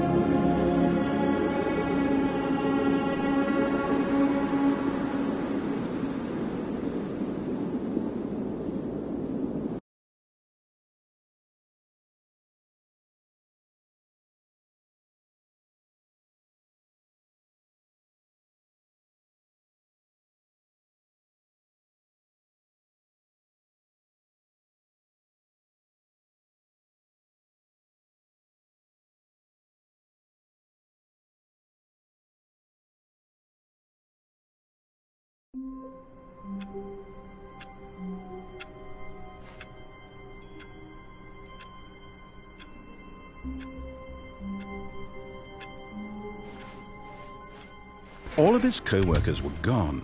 What could it mean? Stanley decided to go to the meeting room. Perhaps he had simply missed a memo.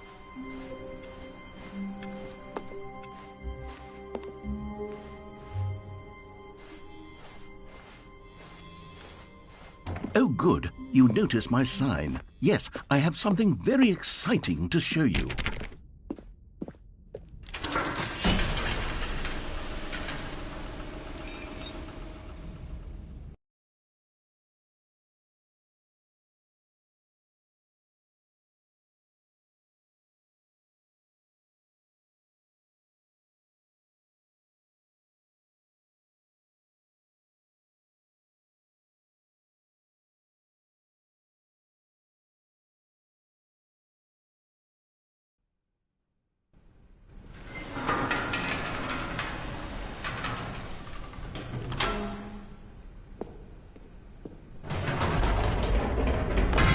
You see, Stanley, I've been reflecting on the Stanley Parable and about how roundly disappointing this ultra-deluxe version has turned out to be.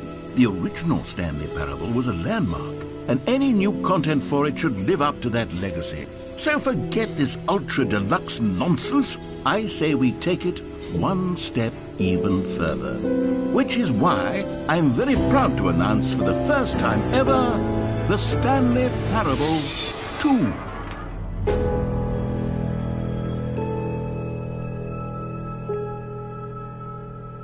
Yes, you see, isn't this far superior to a measly port with a few minor additions? Think of all the new territory we'll cover with a fully fledged sequel. An entirely new experience, built from the ground up. Why, there are so many possibilities. It could go in so many different directions. This is what fans have truly been asking for.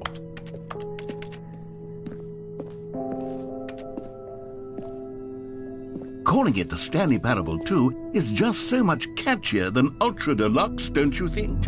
Ultra Deluxe? What does it even mean? But the Stanley Parable 2, now that's an artistic statement right there. It's future-oriented. It screams progress and innovation and long-term franchising potential.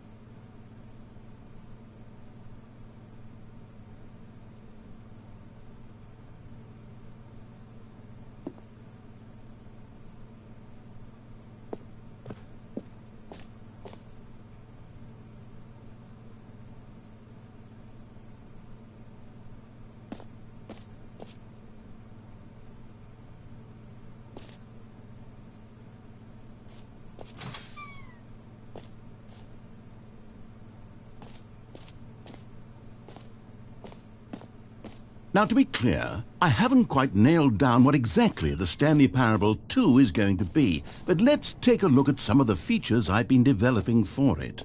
I figure that if I can loosely organize a handful of interesting concepts, that surely the game will sort of naturally spring up around them. It'll all work itself out. Game development is much more of a fuzzy magic than anything scientific or logical, really.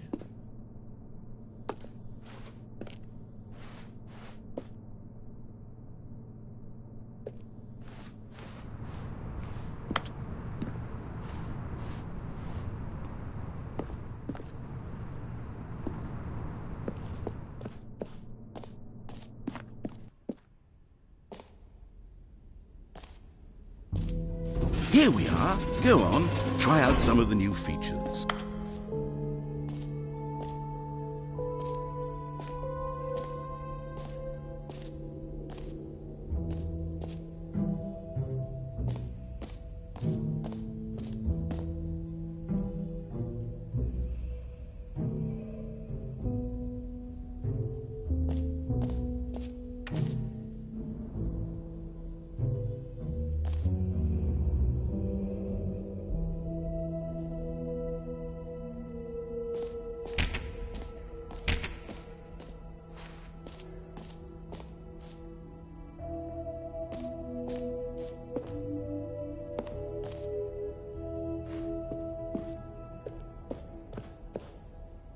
A common complaint of the Stanley Parable was that it was confusing and paradoxical, that it engendered a chaotic sense of reckless despair in those who played it. Well, I'm happy to say that after much consideration, I've engineered a clever solution to this fundamental problem with the game.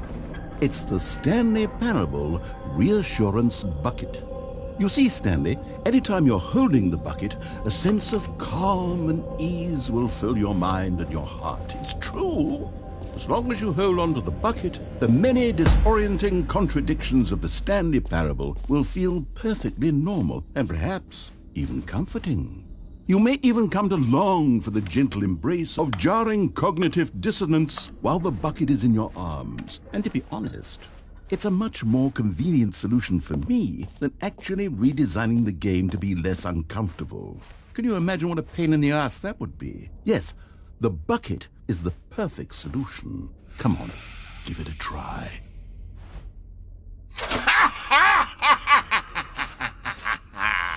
Can you feel it? The glow of comfort, even in the face of crushing despair, must already be sweeping through your body. And in fact, can I say that I do believe the bucket lends you an air of charisma as well? I think that just holding it has made you the slightest bit more attractive as a person. The benefits of the bucket seem to go on, don't they? All this and more await you in the Stanley Parable 2.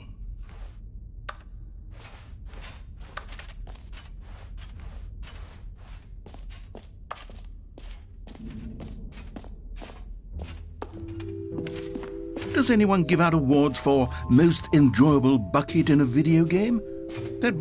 Okay, I'll be honest, I haven't yet decided on this one. I think that in the new version, the office could use a bit of decoration, like balloons. But I'm undecided on Get Well Someday and Happy 12th Birthday. Which would you go with?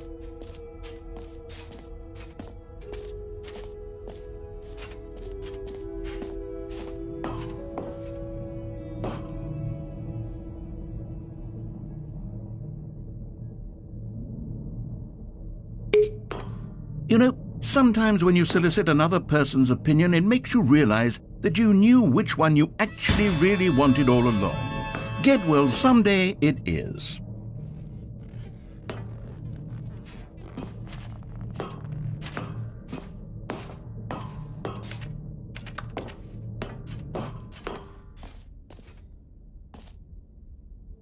Or actually, maybe I should have gone with... No, I've made my decision. We're moving on.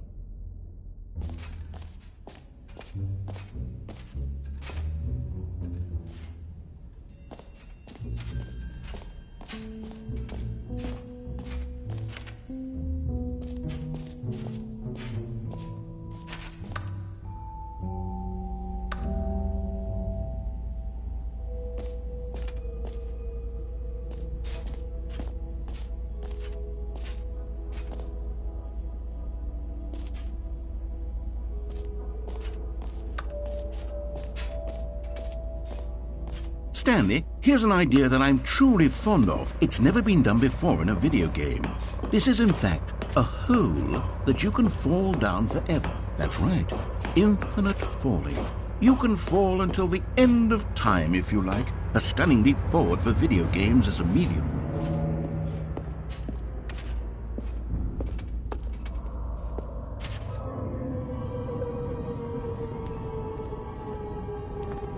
You see, isn't it wonderful? One of my more ingenious concoctions, if I do say so. Now then, since you've gotten to see the infinite hole, you can press the teleport button to pop back up to the top, and we can continue onward. Now, I don't mean to be a bummer, but I do recommend you use the teleport button to go back to the top. Maybe do it on the sooner rather than later spectrum of things. Great! Now, I'm very excited to show you even more of my ideas for the sequel.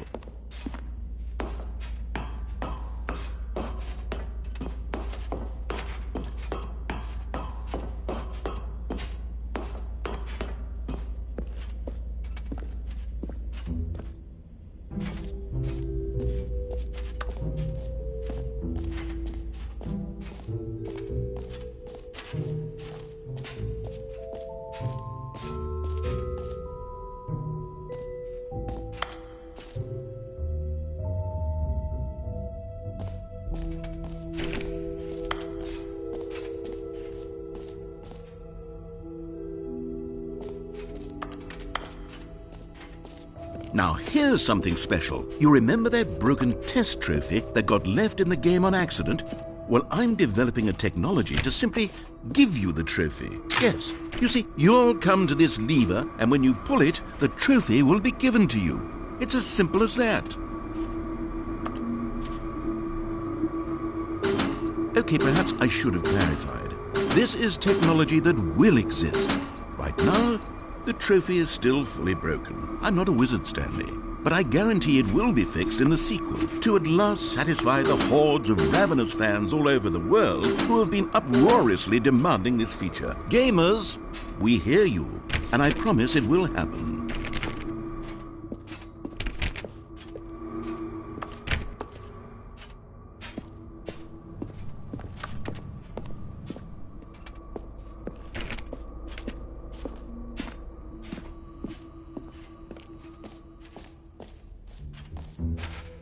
What else? What other exhibits haven't we seen yet? You know what? Let's bring the jump circle back for Stanley Parable 2 as well. It's a... Oh, wait. You already spent all your jumps the first time we saw the jump circle? Oh well. I suppose it can just be a nice decorative piece then.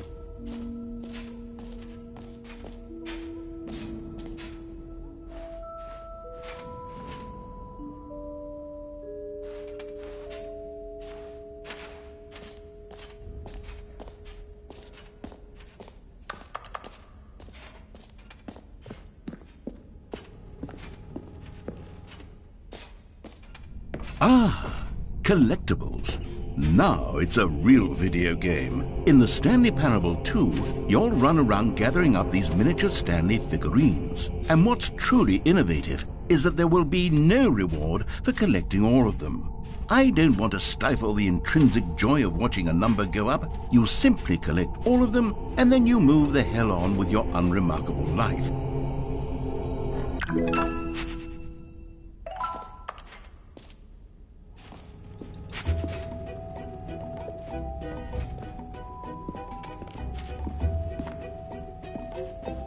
God, it really is the worst when you collect everything in a video game and then they give you a big fancy reward for it. Absolutely tragic.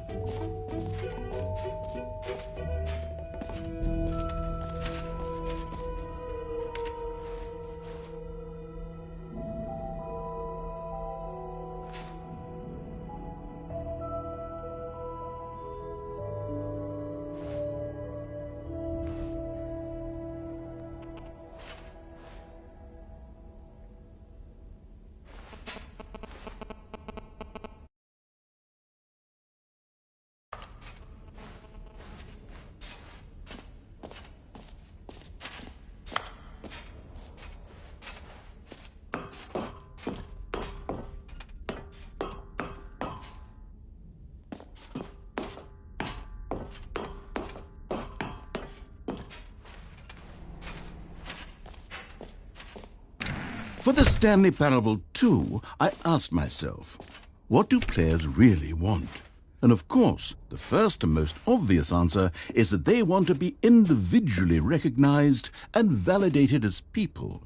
So with that in mind, my first addition to the game is this button which speaks the name of the person playing the game. Isn't that wonderful?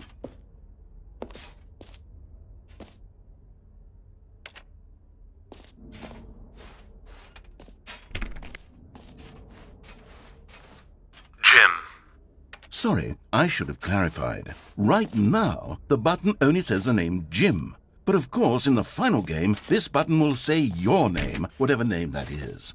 Here, let's have you role-play as Jim to really simulate the full experience of this feature. Just play along. I promise you'll love it. Okay, here we go. Let's take a deep breath, clear your mind, forget whoever you are, and simply become a person named Jim. I want you to imagine your... Jim. Whoa, hold on. I wasn't finished setting up the backstory. If you don't properly roleplay as Jim, then you'll never understand the impact of this button. Otherwise, it's just a stupid button that says somebody else's name. Okay, we're doing it again, and this time let me finish first. Now, allow yourself to become Jim. Jim. Jim. All right, fine, whatever. It's just a meaningless button that says Jim. Are you happy now? Get out of here. I'm done with this button. Why don't you go humiliate me in front of a different feature that I worked very hard on?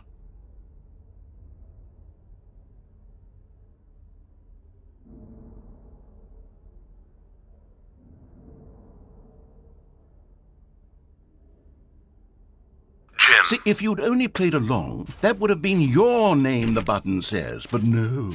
Instead, oh, Jim. I can't even think about it. I'm taking the Jim button away. Jim, Jim, Jim, Jim, Jim.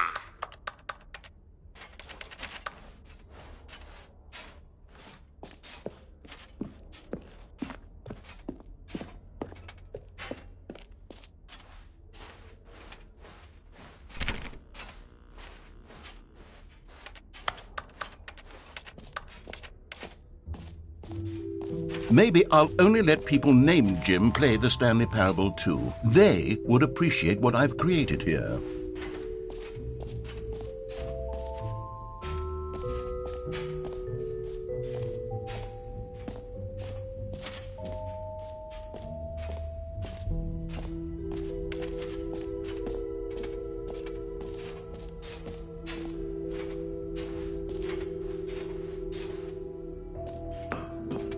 An epilogue would be fun, wouldn't it, Stanley? Yes, it would go at the end of the, well, we'll figure that out later.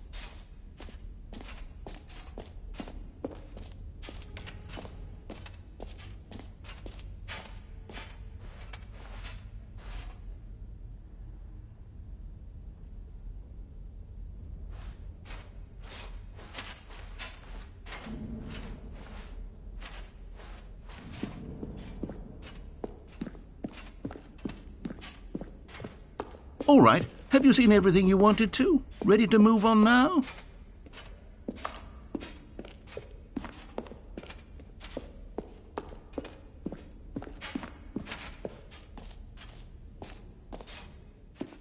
So, Stanley, what do you think? Do you like all of the new features? Yes, I know it's not exactly clear yet how exactly these features will come together as one single coherent video game, but I can feel it in my soul. It's going to work. There's definitely a good game in there somewhere. Say, let's do an experiment. I'll arrange these new features together, and we'll see whether or not it coheres into a meaningful gameplay experience. Okay, are you ready? Here it is. I give you the Stanley Parable 2.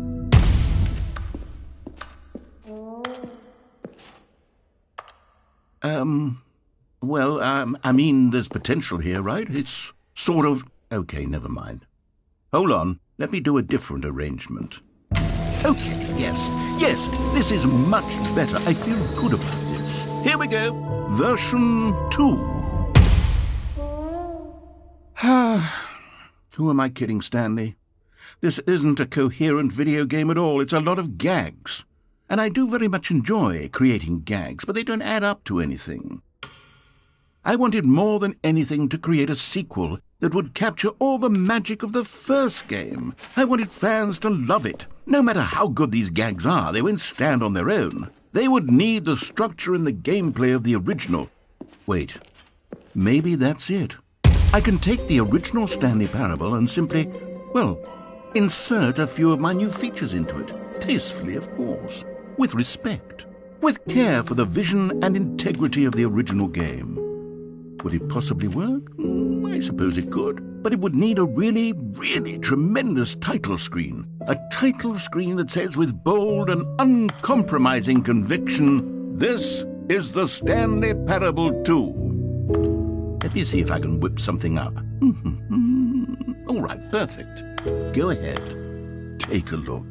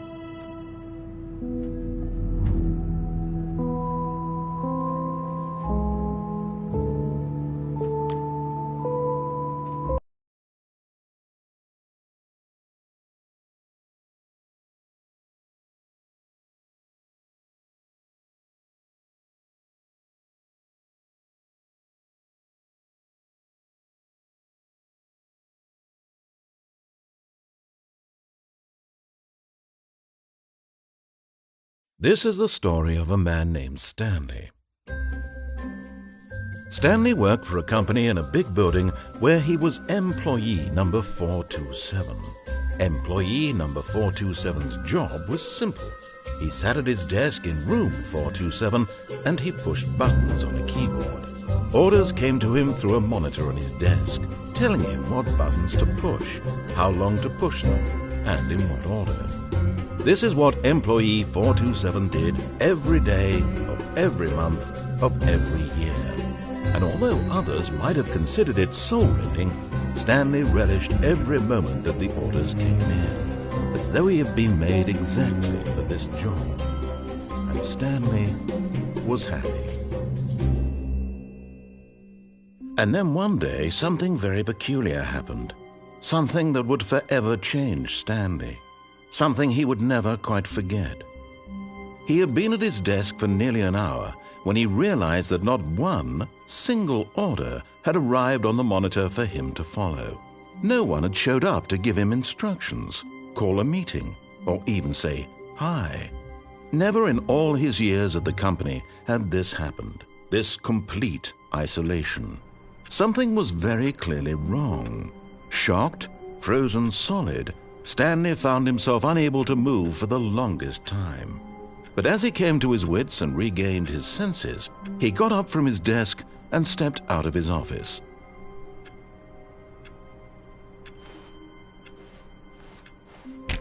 All of his co-workers were gone. What could it mean? Stanley decided to go to the meeting room. Perhaps he had simply missed a memo. Stanley picked up the bucket.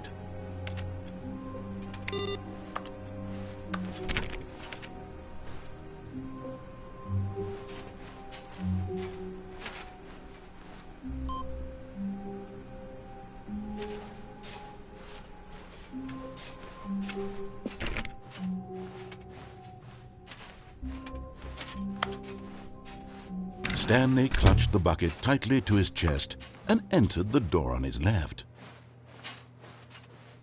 This was not the correct way to the meeting room, but Stanley had felt the bucket calling to him, telling him that the employee lounge was simply the place to be.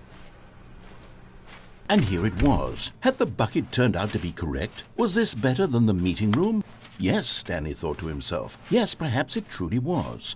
How insightful the bucket turned out to be. No, never mind. The bucket was wrong. Stanley took the door on his left to go back to the meeting room.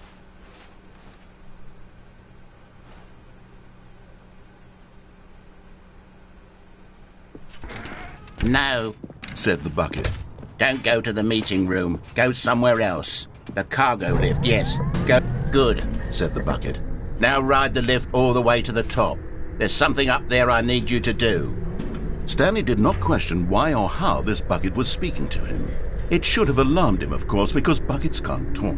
But Stanley chose not to think about this obvious fact. He was firmly convinced that the bucket had spoken to him, and he unthinkingly did whatever the bucket asked.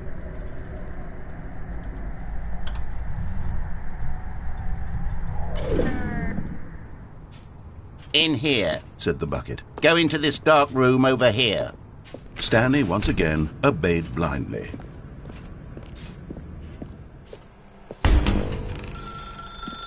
Now pick up the phone, said the bucket. Pick up the phone and it will take us back home, where we can go about life together.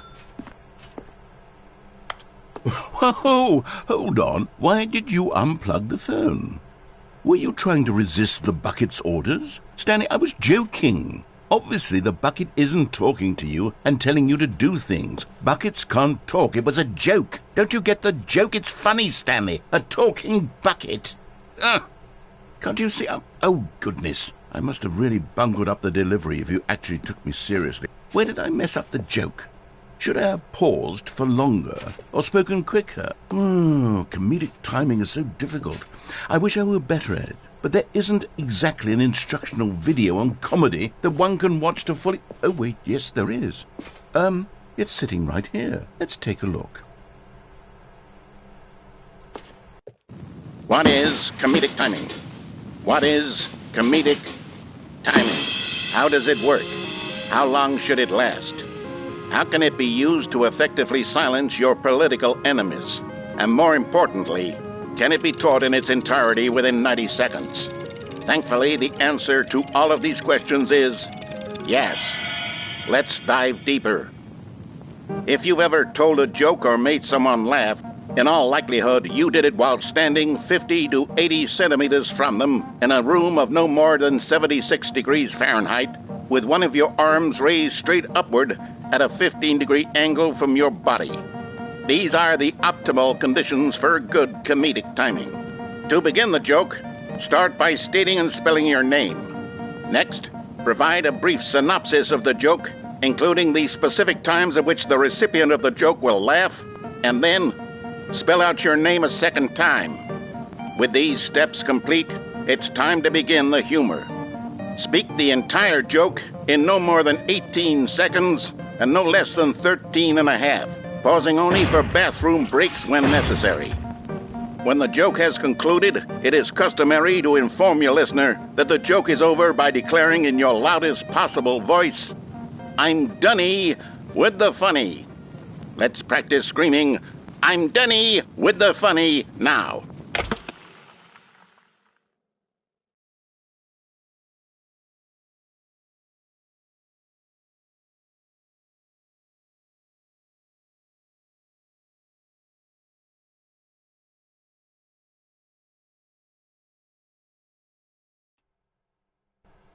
Good. This saying is a perfect example of expectations management, which is the cornerstone of good comedy. Finally, it's time to hand out surveys.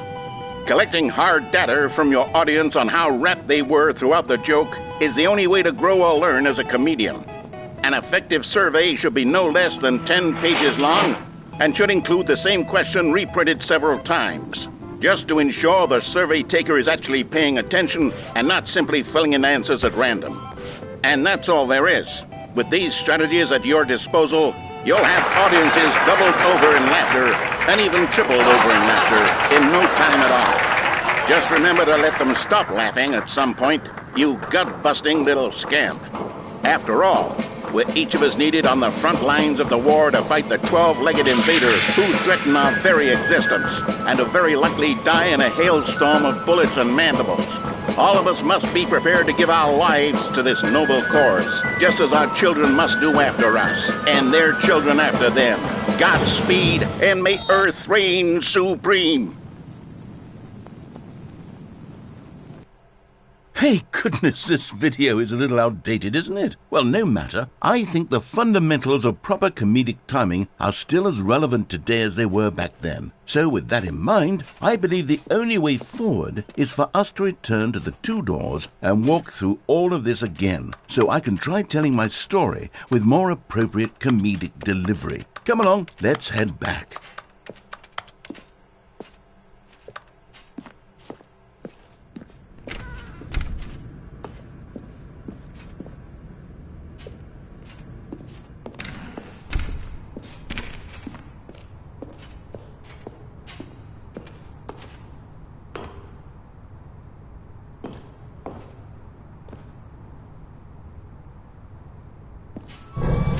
I can feel it. This time, I'm really going to nail the delivery. You'll be in stitches. A talking bucket, you'll say? How ridiculous. How absurd. What a hilarious concept. The king of comedy. That's what you'll call me. Thank goodness we had the instructional video. Otherwise, who knows where we'd be right now. Well, I wouldn't be the king of comedy, that's for sure. The bucket spoke to Stanley. The bucket spoke. The bucket spoke. Oh, I'll figure it out on the fly. No need to overthink things.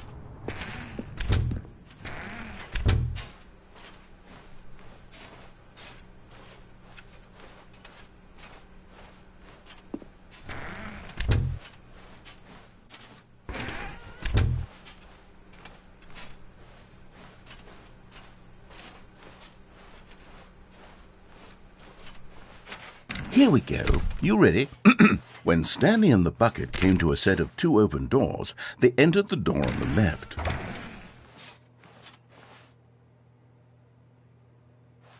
No. You were supposed to go through the door on the right, leading back to the phone. Did you not even look at the instructional video? I think this is all covered very clearly. There's no way I can make the comedic timing work now. It's done. The joke is completely done and over. It's all your fault, Stanley. I'm going to be ridiculed in the community of other joke writers. I'm going to be shamed at every one of our meetings from now on. All because you couldn't watch a simple video and take a hint. Are you proud of yourself for bringing me down, Stanley? Are you proud?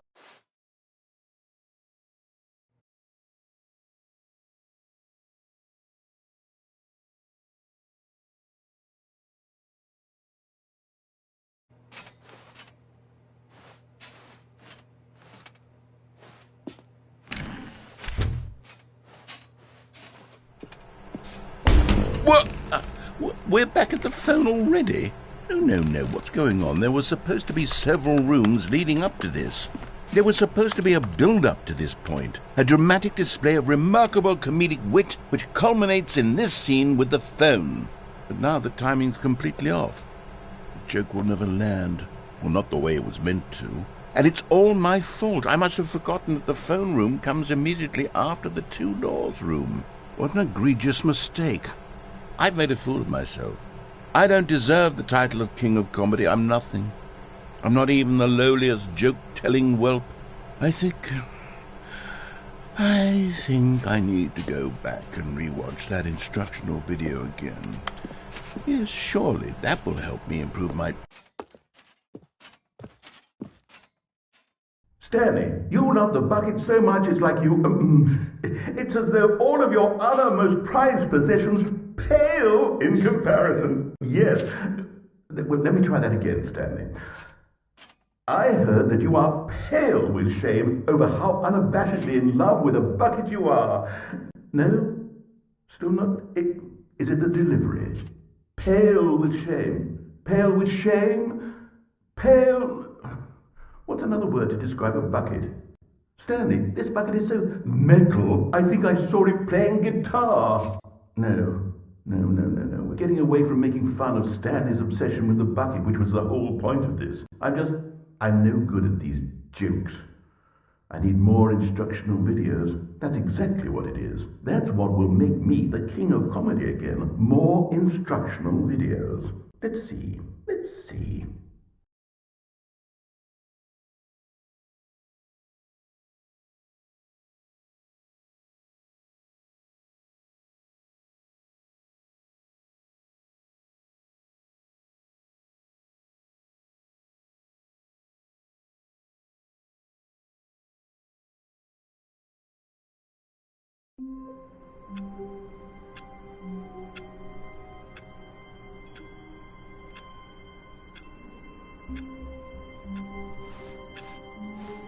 I can't wait to tell this story to my co-workers, Stanley thought. How amusing they'll find it.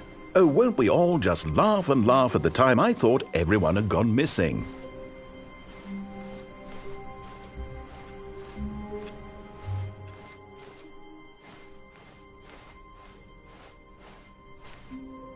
When Stanley came to a set of 2 open doors, he entered the door on his left.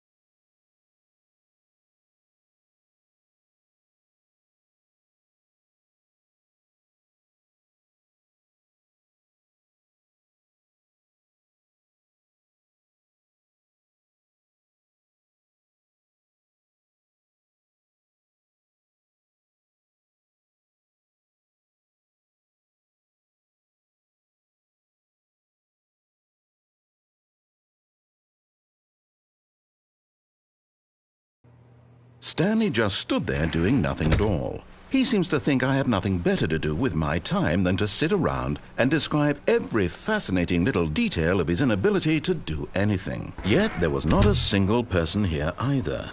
Feeling a wave of disbelief, Stanley decided to go up to his boss's office, hoping he might. Coming to a staircase, Stanley walked upstairs to his boss's office.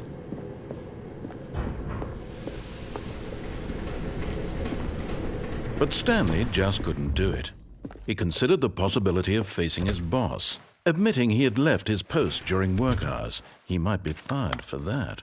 And in such a competitive economy, why had he taken that risk? All because he believed everyone had vanished? His boss would think he was crazy. And then something occurred to Stanley. Maybe, he thought to himself, maybe I am crazy. All of my co-workers blinking mysteriously out of existence in a single moment for no reason at all? None of it made any logical sense. And as Stanley pondered this, he began to make other strange observations. For example, why couldn't he see his feet when he looked down? Why did doors close automatically behind him wherever he went? And for that matter, these rooms were starting to look pretty familiar. Were they simply repeating? No, Stanley said to himself, this is all too strange. This can't be real. And at last, he came to the conclusion that had been on the tip of his tongue. He just hadn't found the words for it. "I'm dreaming!" he yelled. "This is all a dream." Oh, what a relief Stanley felt to have finally found an answer, an explanation. His co-workers weren't actually gone. He wasn't going to lose his job. He wasn't crazy after all. And he thought to himself, I suppose I'll wake up soon. I'll have to go back to my boring real-life job pushing buttons. I may as well enjoy this while I'm still lucid. So he imagined himself flying and began to gently float above the ground. Then he imagined himself soaring through space on a magical starfield, and it too appeared. It was so much fun, and Stanley marveled that he had still not woken up. How was he remaining so lucid? And then perhaps the strangest question of them all entered Stanley's head. One he was amazed he hadn't asked himself sooner. Why is there a voice in my head dictating everything that I'm doing and thinking? Now the voice was describing itself being considered by Stanley, who found it particularly strange.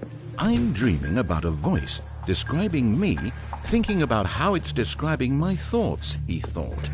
And while he thought it all very odd and wondered if this voice spoke to all people in their dreams, the truth was that, of course, this was not a dream. How could it be? Was Stanley simply deceiving himself, believing that if he's asleep, he doesn't have to take responsibility for himself? Stanley is as awake right now as he's ever been in his life. Now, hearing the voice speak these words was quite a shock to Stanley. After all, he knew for certain, beyond a doubt, that this was in fact a dream. Did the voice not see him float and make the magical stars just a moment ago? How else would the voice explain all that? This voice was a part of himself too. Surely, if he could just... He would prove it.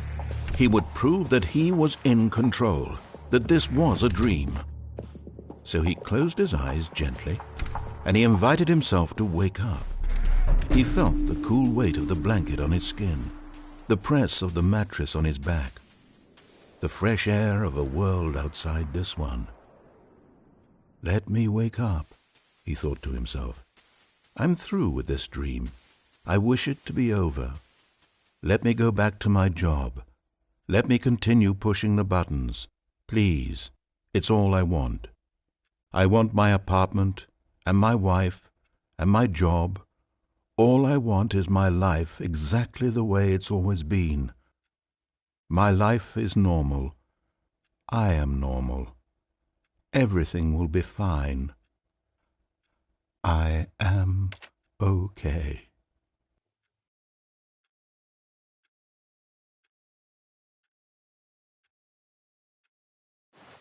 Stanley began screaming. Please, someone, wake me up. My name is Stanley. I have a boss. I have an office. I am real. Please, just someone tell me I am real. I must be real. I must be. Can anyone hear my voice? Who am I? Who am I? And everything went black.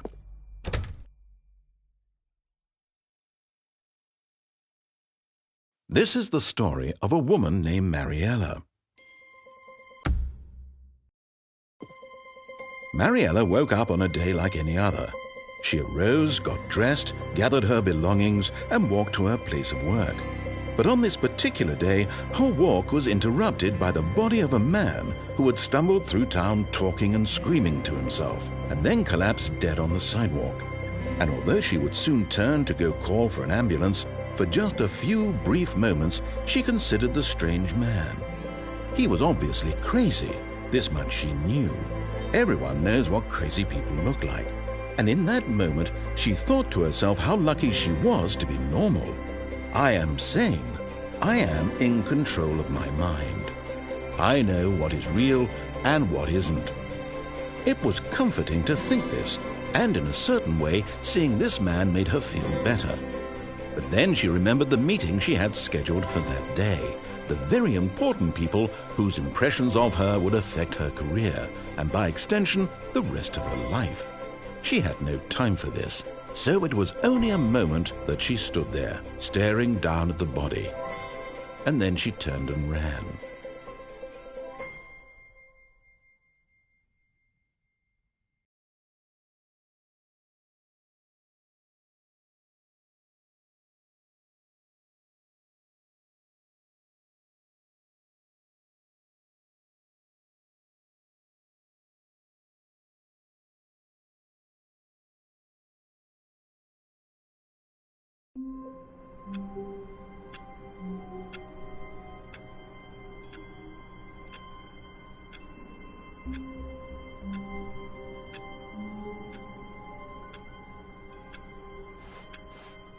All of his co-workers were gone. What could it mean? Stanley decided to go to the meeting room. Perhaps he had simply missed a memo.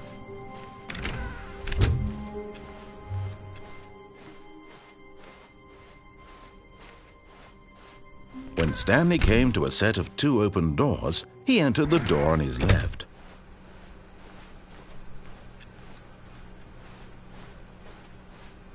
Yet there was not a single person here either. Feeling a wave of disbelief, Stanley decided to go up to his... Coming to a staircase, Stanley walked upstairs to his boss's office.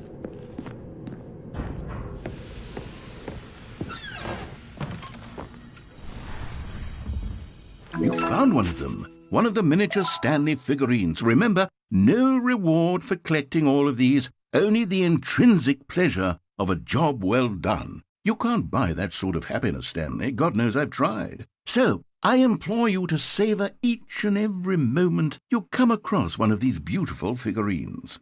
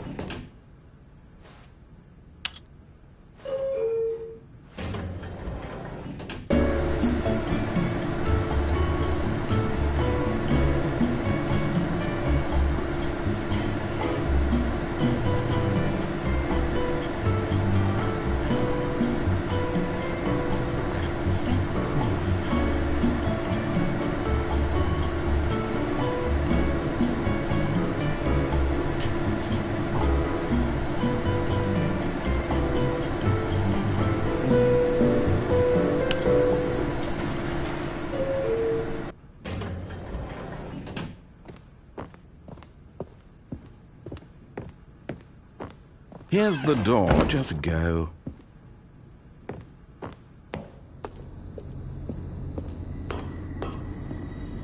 Another miniature Stanley figurine. This, there really must be a snappier name for these things. What about mini-stands? Stanley figs? Or what about Stanlerines? Yes, I think I like that. Another Stanlerine under your belt.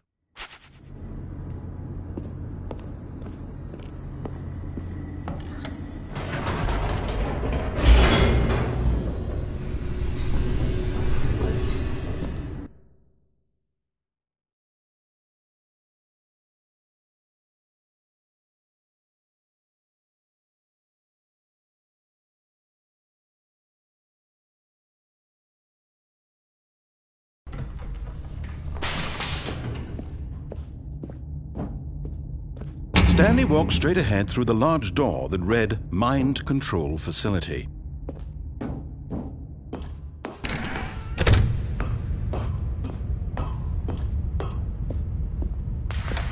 The lights rose on an enormous room packed with television screens. What horrible secret did this place hold? Stanley thought to himself. Did he have the strength to find out?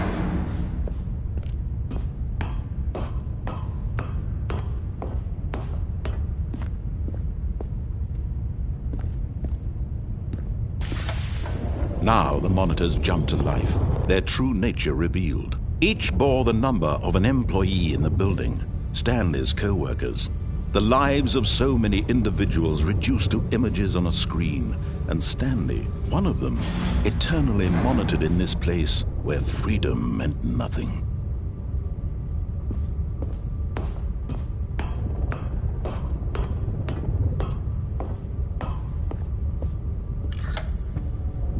This mind control facility, it was too horrible to believe. It couldn't be true.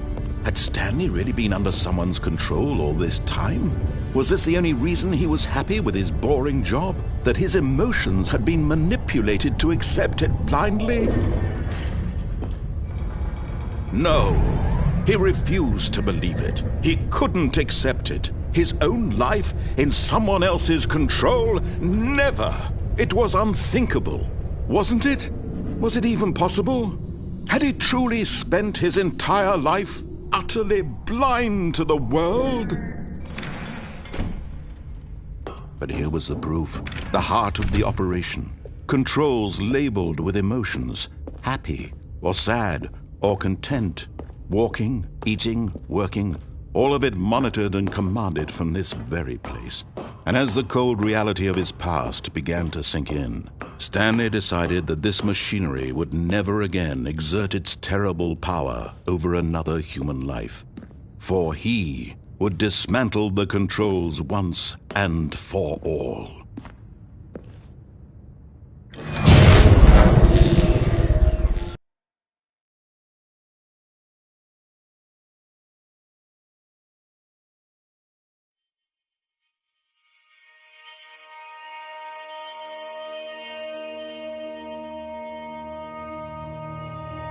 Blackness and a rising chill of uncertainty. Was it over? Yes! He had won! He had defeated the machine, unshackled himself from someone else's command. Freedom was mere moments away. And yet, even as the immense door slowly opened, Stanley reflected on how many puzzles still lay unsolved. Where had his co-workers gone? How had he been freed from the machine's grasp? What other mysteries did this strange building hold? But as sunlight streamed into the chamber, he realized none of this mattered to him, for it was not knowledge or even power that he had been seeking, but happiness. Perhaps his goal had not been to understand, but to let go. No longer would anyone tell him where to go, what to do, or how to feel. Whatever life he lives, it will be his. And that was all he needed to know. It was perhaps the only thing worth knowing. Stanley stepped through the open door.